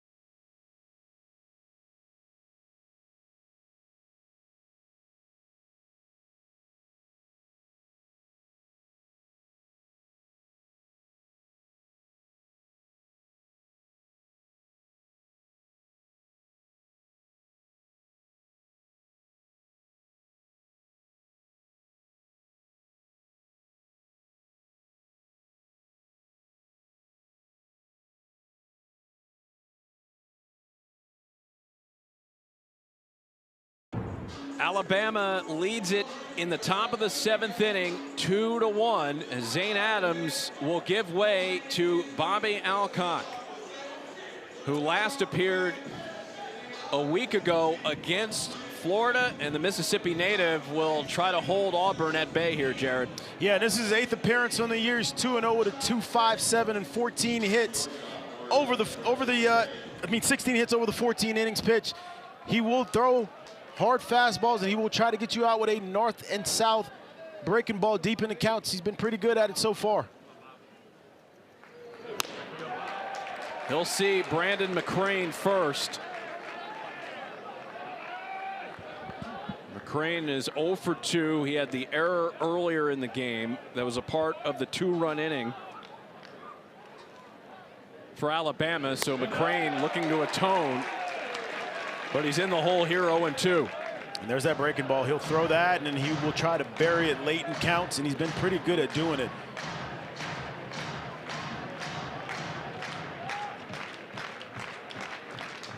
The 0-2.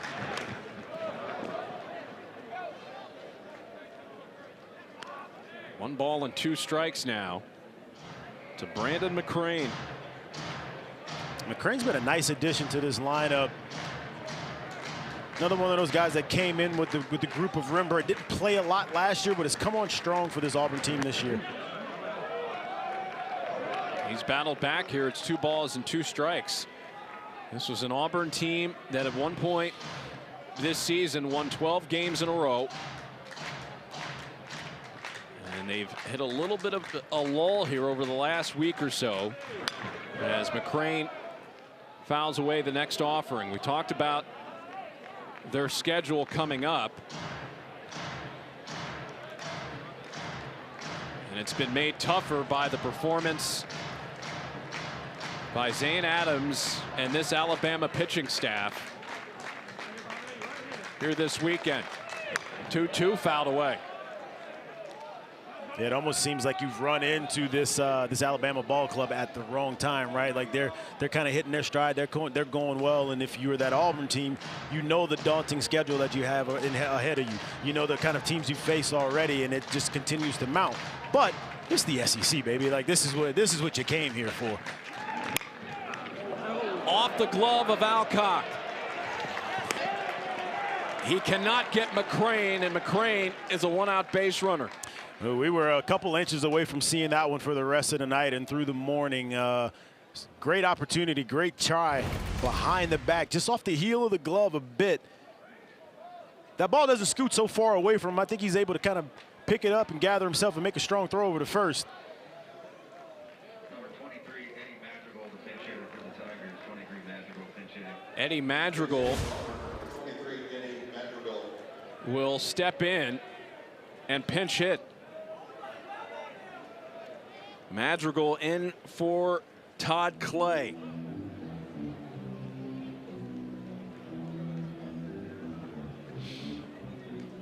And Eddie Madrigal is somebody they expected to be a part of what they would do this year. He's coming back from a fall injury.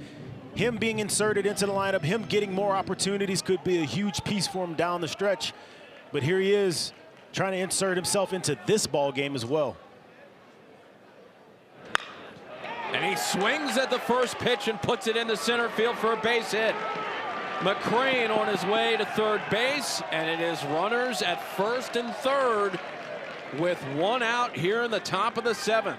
Right on cue. It is tough to come in, especially against relievers late in the ball game and be a pinch hitter. But one of the things that really good pinch hitters do, or really guys that are good at pinch hit spots, is they're aggressive early. They find pitches that they want early and they don't miss. Usually you find guys with simpler swings that are able to kind of be able to repeat these things over and over. Great at bat right there. Great job hitting by Madrigal, jumping on a hanging breaking ball early in the count.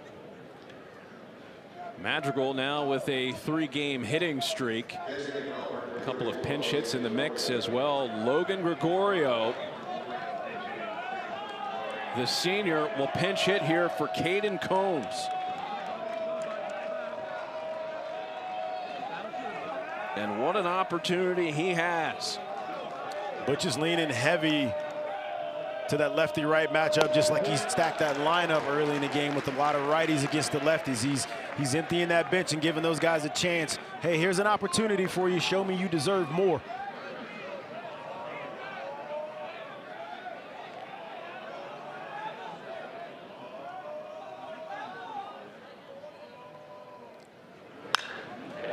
Hit out towards center field to Fowler.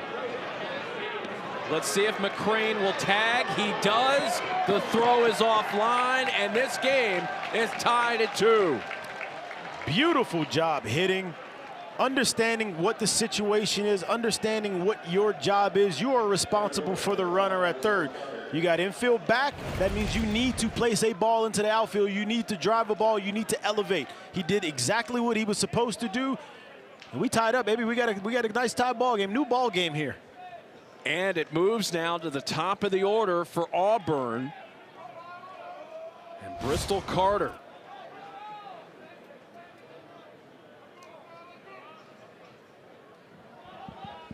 Madrigal stayed put at first base. And there's a strike to Carter. Carter 0 for 2 with a walk, but he has been excellent in the field defensively for Auburn. He's been excellent in the field, and I actually really love what he's done at the plate. He's been a very good table setter, not only on the season, but in this ball game as well, and in this series as well. Yesterday had a couple of walks. Mind you, remember, the only other run they scored early in this game was from him walking, stealing a bag, and getting himself in the scoring position for the hit or the ball put in play that scored him. So he's been a table setter for him, and he's going to look to continue doing the things that he's done so well already. Popped up. Playable for LeBron. And that concludes the top of the 7th inning. But Auburn gets a run to tie it up at 2 as we go to the bottom of the 7th.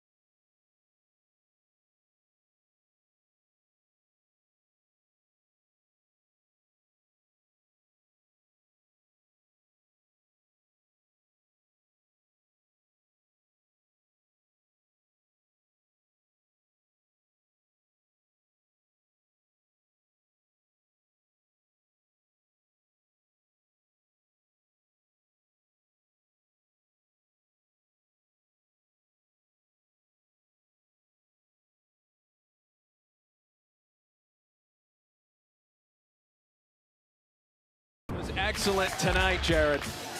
Very good, controlling it early on in the game, really throwing the fastball, establishing it all around the zone. And then as he got comfortable, as he started to settle in, he starts getting to his best pitch, that elite changeup, and being able to change speeds. He was impressive tonight. Left his game only giving up 1 run, kept his ball club in the game. 107 pitches for Adams, 6 1/3 innings pitched, but he will not be a part of the decision. By the way, Eddie Madrigal still in the game over at first base. Yes, he is. Life of a starter, right? You do all of that for a decision, and the decision is gone that quickly. So Madrigal in, Clay out over at first. Holt behind 0-2. Holt's been so good at the bottom of this lineup all year. His ability to turn it over and get it back to the top of that lineup, and what they do, and kind of getting those guys at the top back up to bat. This would be a big situation for him if he's able to continue that and show up in this situation. Fouled away again. One of 4 players for this Alabama team hitting north of 300. Heading into play tonight. Well, if you're including him in the next 4, 3 of those 4 are going to hit possibly all in this inning. And that one just gets into left field for a base hit. So Holt continues his strong play as of late. He's got a leadoff single here in the bottom of the 7th. You're 6'2", you make the play, you're not. So it gets over the glove. Great job swinging the bat there, using the big field, using the big part of the field, line drive the other way late in the count. You get the leadoff man on, you bring it back to the top of the lineup with Fowler, who's been red hot. This is what you want, and this is what Alabama needs in this situation. Now, situational baseball begins. Do you make the decision to bunt him? Do you let him hit? How do you go about doing it? Holt has 11 stolen bases on the year, so Auburn will, I'm sure, have an eye on him to some extent, but also they'll have to worry about the bunt as well.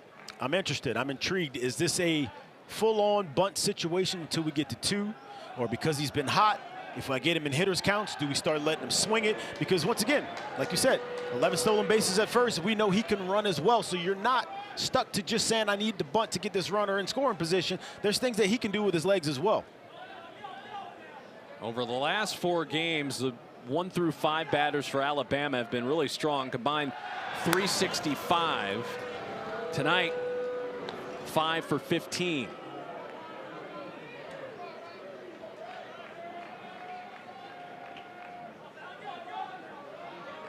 As we're back at the top of the order here for this Alabama lineup. 2-0. And there it is. That's what we're talking about. You saw it. There's the cat and mouse game. There goes the chess game. Fowler didn't square the bunt there in that 1-0 count, meaning that either he was completely taken or he was going to be swinging if he got the pitch that he liked. Alabama has won 5 games in a row as Fowler takes a called strike there. 5 straight wins for the Crimson Tide, trying to also win a series yet again against a ranked opponent. Holt.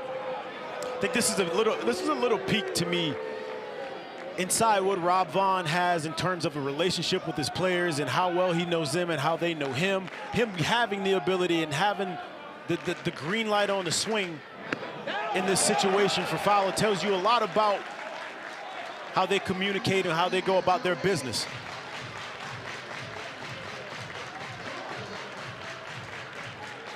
Fowler's ahead here 3-1 with Justin LeBron on deck.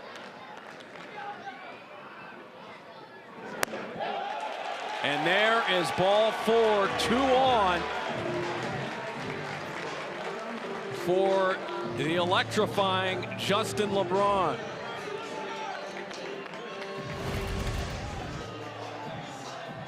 Fowler knew it.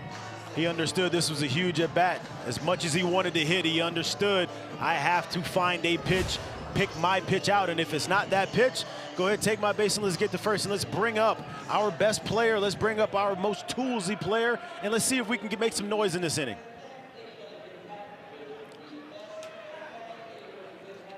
And we talked about earlier, Justin LeBron, not only one of the top players in the SEC, one of the top players in the country.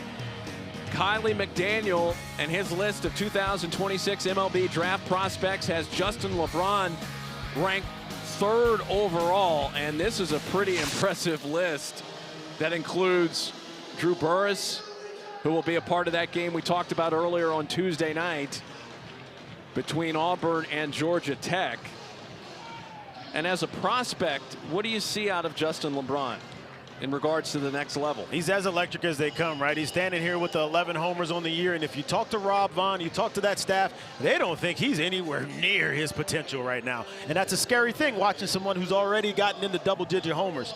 When you look for him and you see him clean up some of the things that he does in these type of situations, right? These runners on, these chances to drive in runs, to be a middle of the lineup run producer. I think that's when you see him truly take that next level. But all the ability, all the tools are there, and it's not very hard to see it as soon as he steps on the field. A rare 40-40 in program history, just the 2nd Crimson Tide player ever to have at least 40 home runs and 40 stolen bases in a career. He's the team leader this season in home runs with 11. He leads the team in stolen bags as well with 22. And a throw to hold Holt over at second base.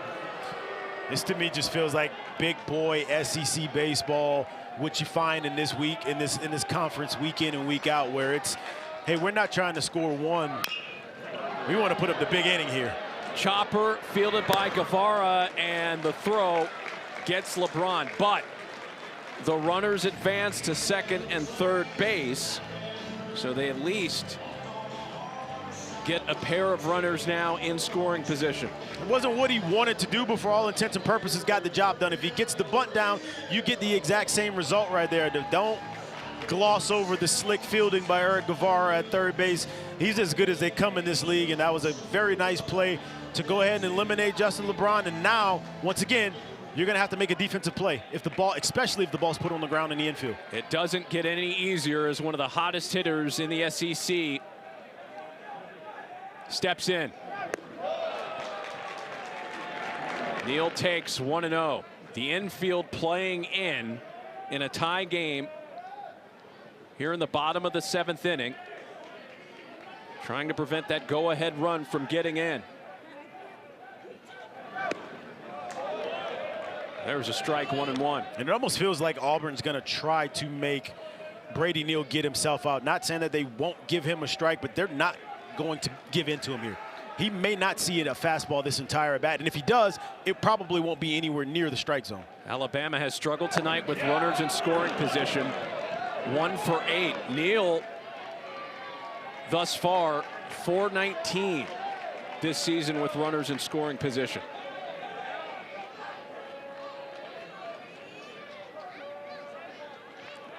So let's see if he can turn things around here in that category for Alabama. And he swings and misses for a big second out here for Hetzler. That's a huge at-bat by Ryan Hetzler there. That's a great job. He threw him a changeup, got a strike. He threw the fastball, which I think surprised him. And then he went and buried that slider on the back foot with 2 strikes and didn't even allow him to put that ball in play. Beautiful job by Ryan Hetzler to get to 2 outs, and now all he needs is 1 pitch. It'll be up to Jason Torres in the bottom of the 7th with 2 on in scoring position. Ball 1. And who's to say if he was or wasn't, but that's why the greats end up being the legitimate greats, because you may only get 1 pitch in situations like that, maybe even in a game, and understanding that you're going to get it and being ready to hit it when you get it is what turns you from good to great and great to legendary. Hit out towards right field.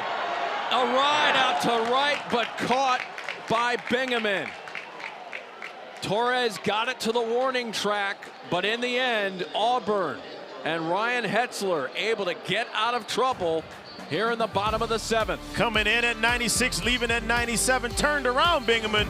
But guess what, Coach? I got it. I can make a nice play at the wall.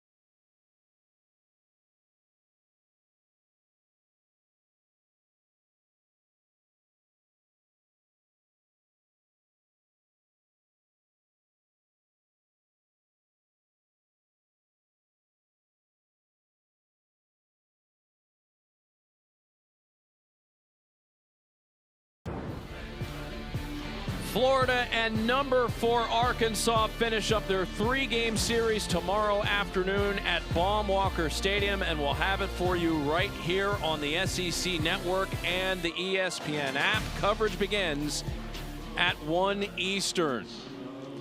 A pitching change has been made by Alabama. It will be the senior Hagan Banks in this tie game, Jared.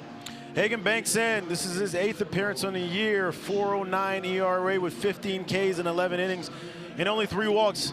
Hagan Banks likes to try to stuff that fastball in on you late in counts, and that's how he's gotten a lot of his strikeouts. So look for him to kind of go soft early and try to get you with the heater late. They're going to need every bit of it. Stuck in this tied 2-2 ball game here. If you have checked out baseball today on the SEC Network, you have heard the words tie ball game perhaps a few times. It's been a good day for you too, right? You got to see a lot of baseball. Yes. Some free baseball. Tennessee and Vanderbilt went 16 innings. Texas and Oklahoma went 10 innings. We're in a tie game here as Chris Rembert starts it off in the top of the 8th behind 0-1.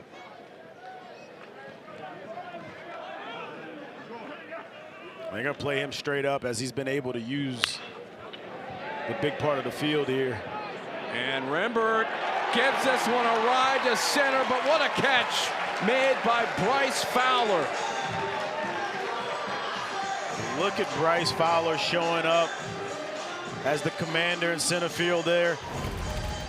This fastball got in on Rembert's hands a little bit, which usually kind of gives you that false read as an outfielder. He did a good job reading it, taking a great path to it, taking a great step to it, and secures the catch with a little slide and a little flare there. We have seen some exceptional play out in center field tonight from Bryce Fowler and Bristol Carter. Here's Chase Fralick. 1 for 3 on the night. Singled in his last at bat back in the 6th. And he's behind 0-2, and so far some sharp stuff from Hagan Banks. Banks has not been fooling with any off speed. He is coming at you with the country hardball, throwing it how he wants and where he wants.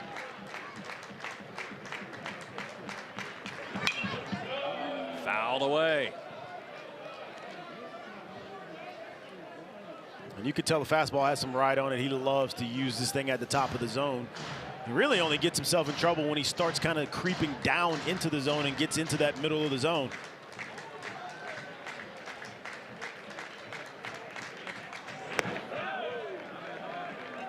Fralick looks at the first ball of the at-bat. 1 ball and 2 strikes. After the series this weekend, Alabama will take on Jacksonville State on Tuesday. Ripped in the right field, but foul. Oh, smoked at 106 off the bat. Knowing that he loves using this heater, it'll be interesting to see, does he go back to the changeup here, or does he stick with it and try to ride the heater at the top of the zone?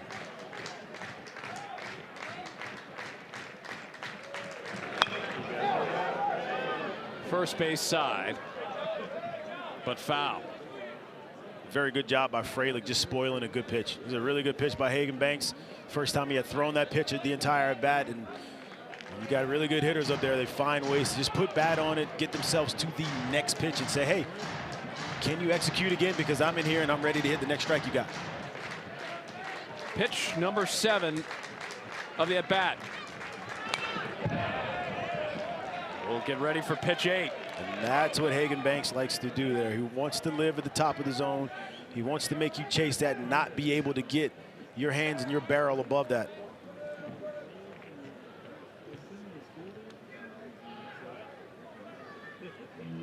Derek Jones and Jared Mitchell with you tonight from Tuscaloosa, Alabama. A game that started out in favor of Auburn 1-0.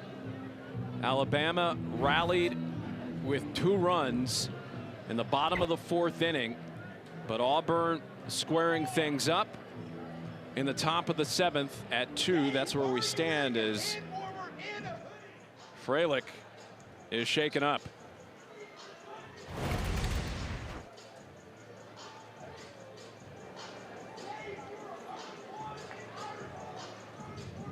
You can't really see him favoring anything at all, honestly. Wasn't much of like a grimace on his face.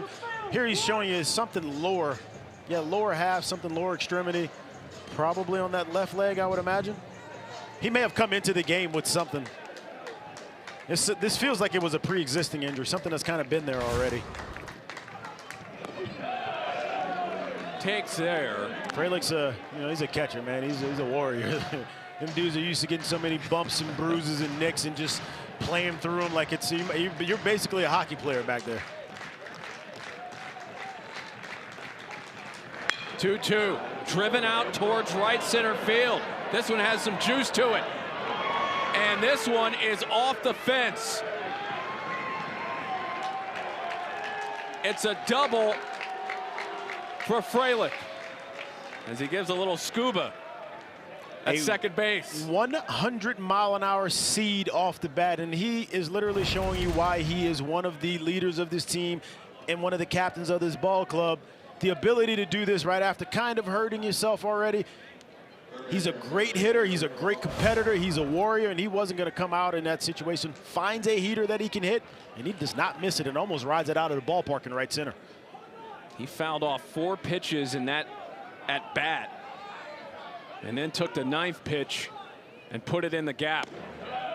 And sometimes it's at bats like that from one of your guys that truly kind of gets you out of the woods and gets the team where they want to be, kind of gives you the juice you need as a squad.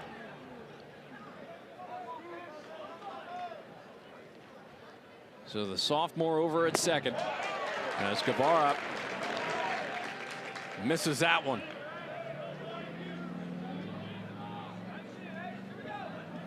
Guevara 1 for 3.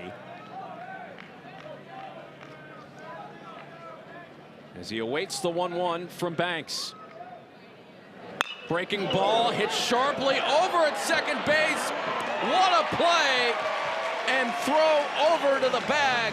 Brennan Holt, incredible at second base. Sorry about it, young man. Brennan Holt with the glove work. This is incredible leather right here. Understand, this ball is going past the pitcher, past the umpire. Still got to read the bounce, the hop, make the stab and throw. That's a great play, and it's a lot more tough. It's a lot more difficult than what it actually looked to the naked eye. The Alabama defense stepping up here in the top of the 8th. And that one had a little bend on it off the bat. And it at least preserves a tie game. Bingaman in the hole, 0-2.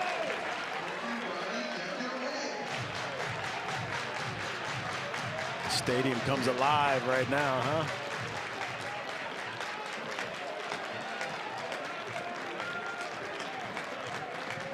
Banks will try again.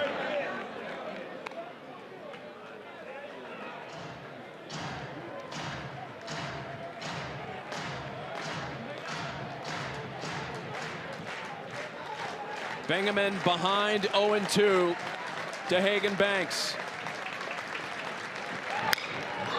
Hit out towards right field.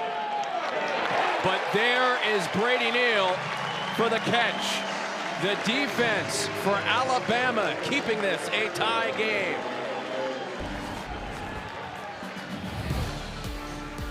I mean, you got Carter laying out in center. You got Fowler sliding and getting dirty, and you got, as you just saw it, Holt, backhanded stab from his belly. Let me throw it over and keep this ball game tied up here.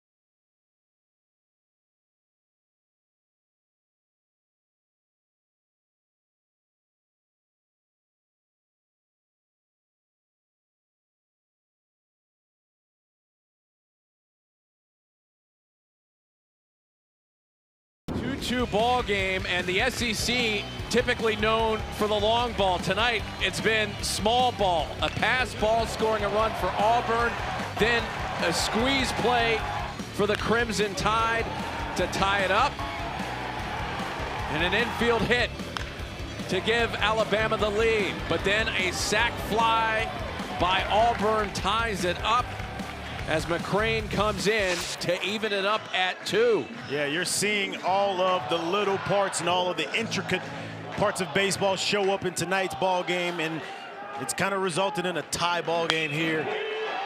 John Lim swings at the first pitch. Tough play for McCrane. No way. Not with that shift. You knew off the bat that this was going to be a tough play.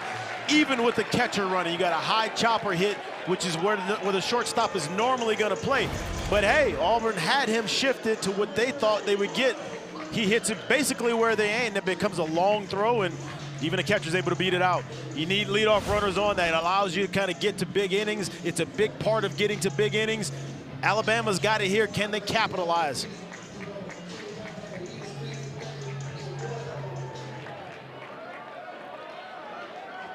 Will Plattner at the plate, swings through the first pitch. McCrane did a good job keeping that ball in the infield, but it was just going to be an impossible play to make from the hole. Yeah, I mean, from where he was playing and where he was situated, you can almost put that ball in your pocket, because it was going to be tough being that deep with that kind of a bounce to be able to make a throw across and throw someone out.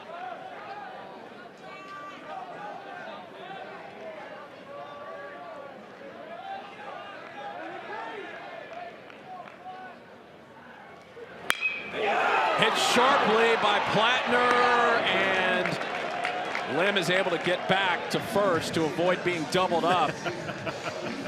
I can imagine how many people would be sitting here upset about the defensive positioning the play before. Well, go ahead and thank it, because the defensive positioning got you that out there and doesn't have runners on either first and second or runners on first and third.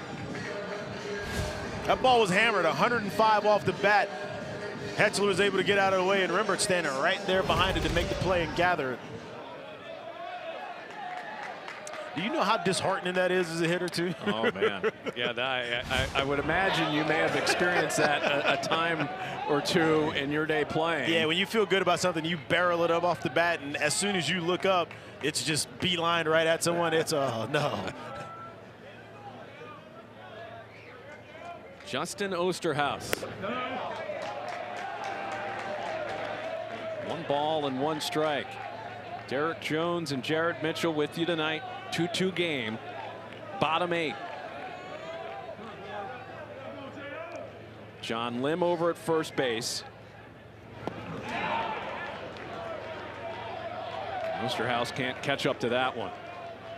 Osterhaus would take another serving of what you saw from him earlier, the double that he shot into left field. And last night he lived in left field as well.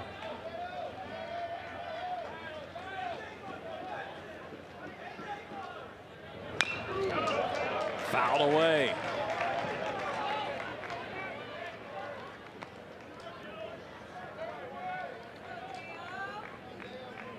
Another inning of work for Hetzler. 2 and a third innings pitched tonight.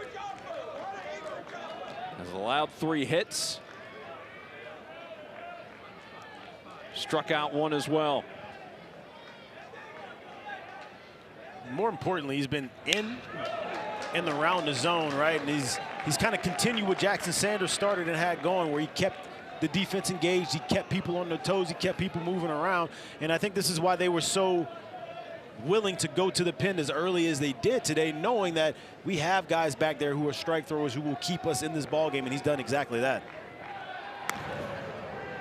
Lim getting back over to first. Well, for any team that has hopes to getting to Omaha, the bullpen is normally a big piece of that, and being tested throughout the course of the season and finding ways to get through the challenges.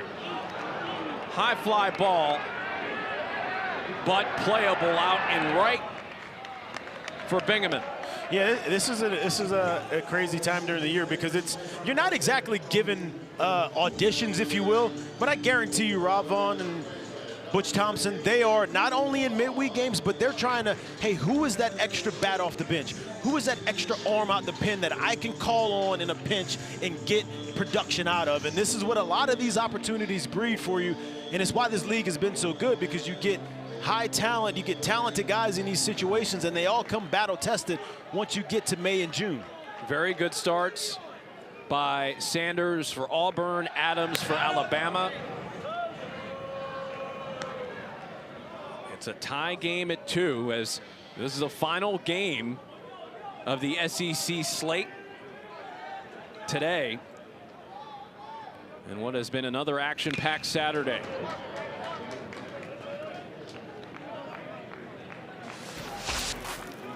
And we talked about where these two teams have been going over the last week. A look at the standings, it's really a jam. Both teams tied at 4-3 in league play right now. Not a lot of separation in these standings today. Not a ton of separation. You see a couple teams at the top kind of doing what the top is doing. And this one is driven out towards left center field, and the catch is made by Bristol Carter. That looked like an adventure out in left center, but Auburn able to escape the 8th in a tie game. This is exactly why the center fielder has priority over every ball in the green grass. Get out the way, bub. I got this. This is my time. Tie ball game 2-2. We are going to the top of the ninth.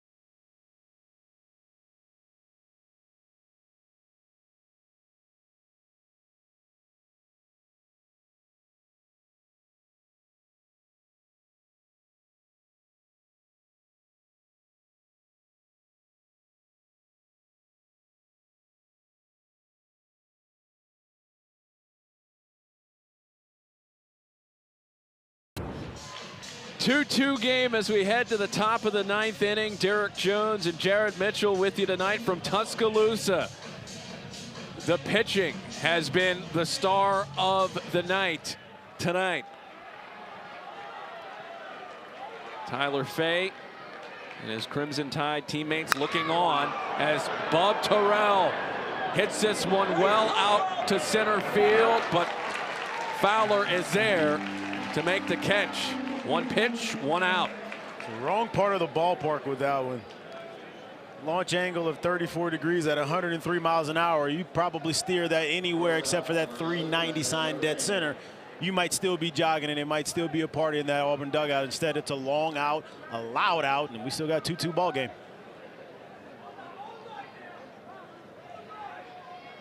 It'll be the shortstop, Brandon McCrane, who looks at ball one. You think sometimes when you get in a tie game, do you get the sense sometimes from hitters that they press a little bit, trying to be the one that makes the swing to give their team the lead? Yeah, I mean, everybody wants to make the swing, the play, right? And that's the thing, and that's what mature hitters, it's also what good ball clubs are able to do, is eliminating that thought. And once again, like I said, sticking to what the situation of the game calls instead of you trying to insert yourself, if you will, in the ball game. It's a 2-1 count to McCrane. Second frame here for Hagan Banks.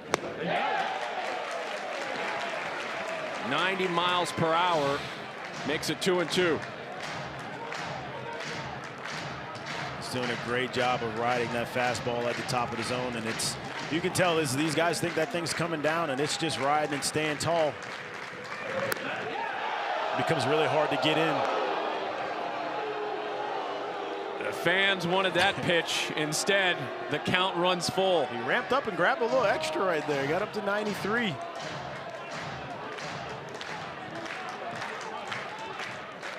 Here's Banks with a 3-2. And there is ball 4. McCrane is a 1-out base runner. It's a solid at bat by McCrane. It's a very good job of spoiling pitches and laying off these close pitches late in the at bat to get a runner on base. That will bring in Eddie Madrigal, who pinch hit back in the 7th and picked up a single.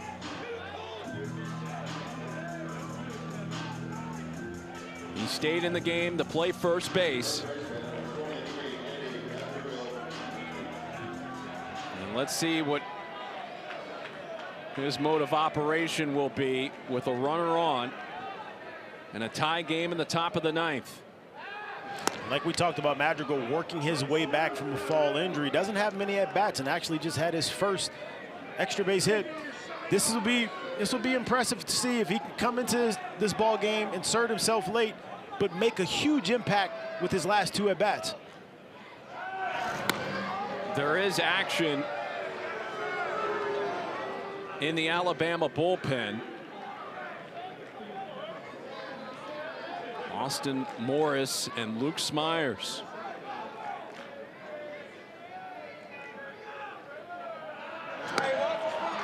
McCrane doesn't have a tremendous amount of stolen bases, but he has been efficient this season. He has 7 stolen bases in 7 attempts. I think they understand that he can, and they understand the moment of how tight this ball game is and not just allowing him to be on second base without him actually truly earning it. 1-0. For Alabama, they've won 5 straight games, trying to win another series in the SEC against a ranked opponent. Meanwhile, Auburn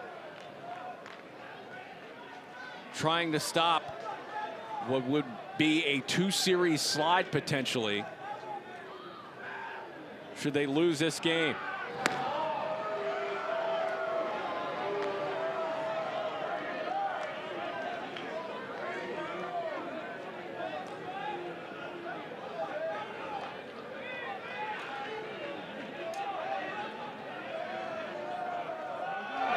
McCrane on the move, out to center, and Fowler, who makes the catch.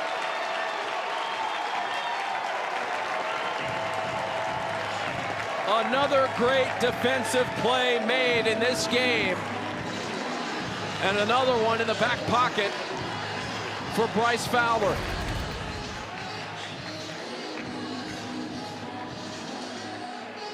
I mean, this is a great job getting a good, true jump and first step on that ball. And Bryce is making a great play out center and keeping that runner at first base. I was almost wondering if he kind of started early on the runner going and if that kind of propelled him into getting in the right spot. He didn't. He played it true and did a great job of getting to that baseball and securing the catch. So Madrigal hits it sharply again, but this time it results in an out. Logan Gregorio takes a look. McCrane on the move, and McCrane is safe at second base. And McCrane is shaken up. McCrane going into the bag with LeBron getting the throw, and LeBron has not been able to get to his feet as of yet. Now he's on his feet. Meanwhile, McCrane trying to walk it off.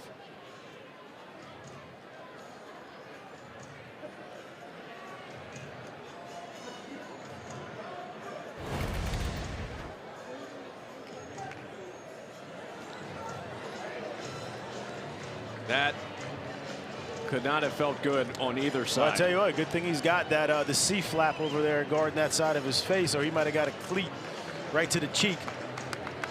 You normally see contact between these two schools in the Iron Bowl. It's happening here on the baseball field tonight. Came a couple blocks over, right? For McCrane, that'll be his 8th stolen base.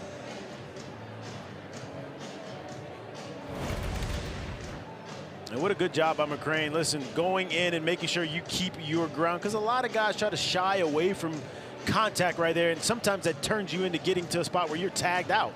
McCrane knows he wants the bag. He goes and slides in with that left hand towards the back half of the base and gets in there right under the tag.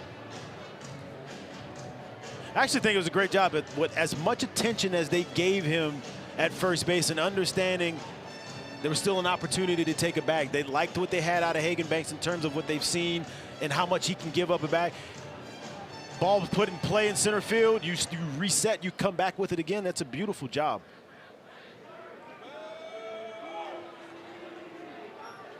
Alabama is challenging the safe call at second base.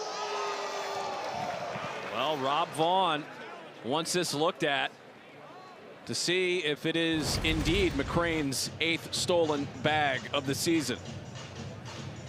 I'm guessing maybe he thought he came off with the tag still being applied to him. The call of safe is upheld. That is Alabama's first challenge. They have 1 remaining. Can't take him home with you, so I mean, it is what it is.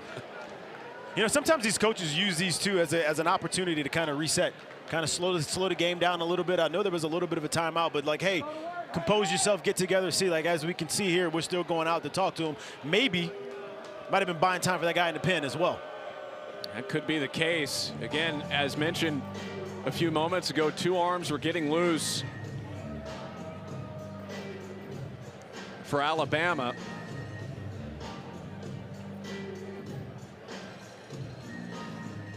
Morris and Smyers were warming up for the Crimson Tide as Banks talking things over here.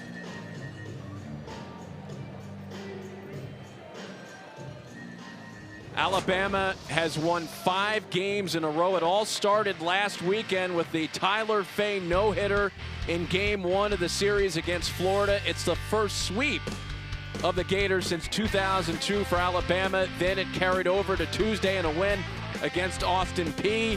And then last night, Game 1 against Auburn. A run rule victory for Alabama to give them their 5th straight win, looking to make it 6 in a row. Hagan Banks hasn't thrown many of those, and it just shows you what that runner in scoring position can do to a pitcher's mindset, to a coach's mindset. Is we got a 2-2 game in the 8th and the top of the 9th. We're not about to just give you this run. You're going to have to earn it. 2-1 now to Logan Gregorio, who stayed in the game. He pinch hit back in the 7th, and he has one of the key hits in the game, a sac fly that scored Brandon McCrane to tie it at 2. And Gregorio hits this one out towards center field, but to the wrong guy. Bryce Fowler has been everywhere tonight out in center for Alabama. We're still tied as we head to the bottom of the 9th.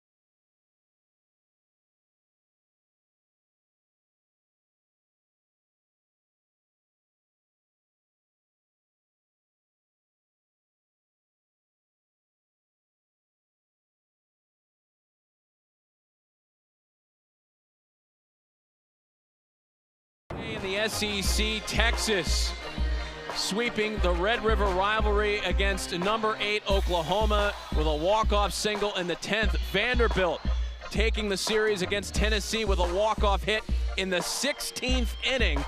Business as usual for the Commodores as of late with walk-off victories. Florida bouncing back with a win against Arkansas. First pitch swinging. This one gets down for a base hit. Heading towards second base, and he is safe. And now, Brennan Holt getting into it with Brandon McCrane. And here comes the cavalry. I would only imagine that maybe Brennan Holt felt like he was trying to push him off of the bag by holding the tag on him a certain way, and he probably didn't like it. Either way, that is an incredible at-bat by Brennan Holt, an incredible job of hustling out of the box, off the bat, out of the box, to get himself into scoring position if this stands as is. And if it does, there's a runner on second base with nobody out, an opportunity to win a ball game. Auburn is challenging the safe call at second base.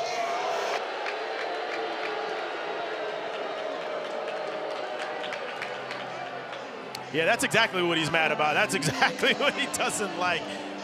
This is game show's game right here. This is what a lot of times you see this thing happens. It usually happens with the fielder trying to hold it on the hand that's on the bag as opposed to on the chest. It's probably something McCrane will learn as he continues to grow, but if you hold that tag on the hand, it's a lot easier to push the hand off than it is the chest away from the bag. And if you look at Holt, this is an incredible job of understanding and having a feel for where this throw is and where he needs to make his slide to stay away from the tag. Because he's off the bag at one point, but he's able to get that other hand back in. He did come off the bag and slid that left hand into the bag, and McCrane tried to hold that tag on him to kind of keep it there throughout that entire slide. Those two will not be going to Rama Jamma after this. Yeah, no, I don't think exchange. they're gonna hang out together too much. I don't really. That doesn't seem to be the case. But that's what you expect out of this rivalry, right? Absolutely. That's what I came here for. I don't know about you. So McCrane hoping that his team will win this challenge, but at least from the evidence we've seen, it looks like Holt was able to get back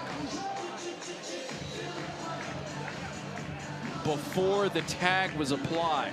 Yeah, I think if obviously if McCrane was able to get that tag onto him earlier and hold it there as he's switching hands when he's coming off, you got a case, but he wasn't able to get that tag on him until that hand was already switching. At that point, Holt was able to keep that left hand on the bag.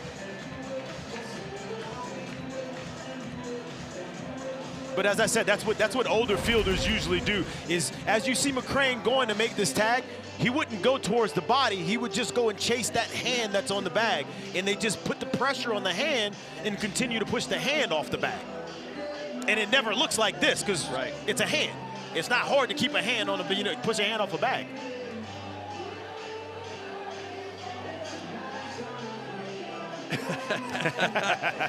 And Holt thinks he is. Yeah, that's Holt saying, I told y'all boys, I'm here. I was on that bag. He believes the challenge will work in his favor and Alabama's favor. You saw there on the replay. The call at second base is safe. It is okay. That is Auburn's last challenge. Problem 1 and 2 for Auburn. Problem 1, they lose the challenge. Problem 2, they are out of challenges. That's how you start off the bottom of the ninth. Once again, a great job of being aggressive at the plate. Picking out a pitch that he can find, that he can hit. He hits it hard into the gap, and he's hustling out of the box. People forget about that. A lot of people like to celebrate out of the box. He could have easily done that. No, he knew the job and the motive was to get to second base, get himself in scoring position, and Alabama's in business in the bottom of the ninth. And you're absolutely right. For most players, that's a single. Top of the order now. Fowler stings this one to the gap, and it is into left field. It's a winner for the Crimson Tide. Their first walk-off hit of the season. And it's a 3-2 win for the Crimson Tide.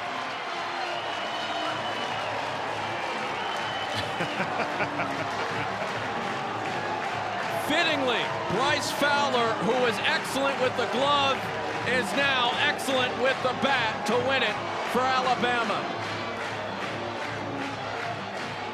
Bryce doing what he's done all game. He has made a home out of making plays in center. He said, you know what? I done made so many plays out here. How about I just go ahead and end the ball game by dropping a double out here in the left center gap to end this thing. What a ball game, huh? Incredible. 6 straight wins now for Alabama. 100-mile-an-hour double to the left center gap to end your night and send you home and also win you a series, much more importantly. That's impressive, and that shows you a team that is, they're coming. And this just feels like it's an Alabama team that is connected together as a squad, and they have put it together here for what at minimum will be a series win against what was the 5th-ranked team in the country heading into this series. And how about the Crimson Tide? 6 straight wins, the first series win against Auburn since 2023. But maybe for Rob Vaughn, most importantly, back-to-back wins of series against ranked teams. And I love what they did. You understand, 2 pitches in the 9th, 2 doubles in the ball game, and it was very, very good hitting. He takes a middle away fastball and shoots it to the left center gap, knowing off the bat, hey, if this splits him, we dancing. And it did exactly that, and Alabama wins a ball game.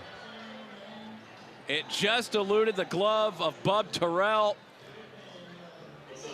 And Brennan Holt, one of the heroes of this game. An excellent play earlier in the contest at second base, a leadoff double.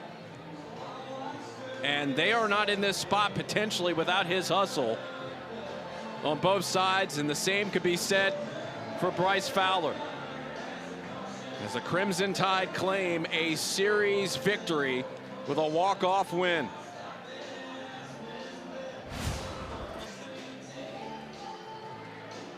And what is another disappointing loss for the Auburn Tigers. And they'll try to avoid the series sweep tomorrow against Alabama. Our final score here tonight is Alabama 3 and Auburn 2. For Jared Mitchell and our entire crew, I'm Derek Jones saying so long from Tuscaloosa. It's time to head now to the studio for SEC Now. Alabama wins it by the score of 3-2 over the 5th-ranked Auburn Tigers. Have a good night, everybody.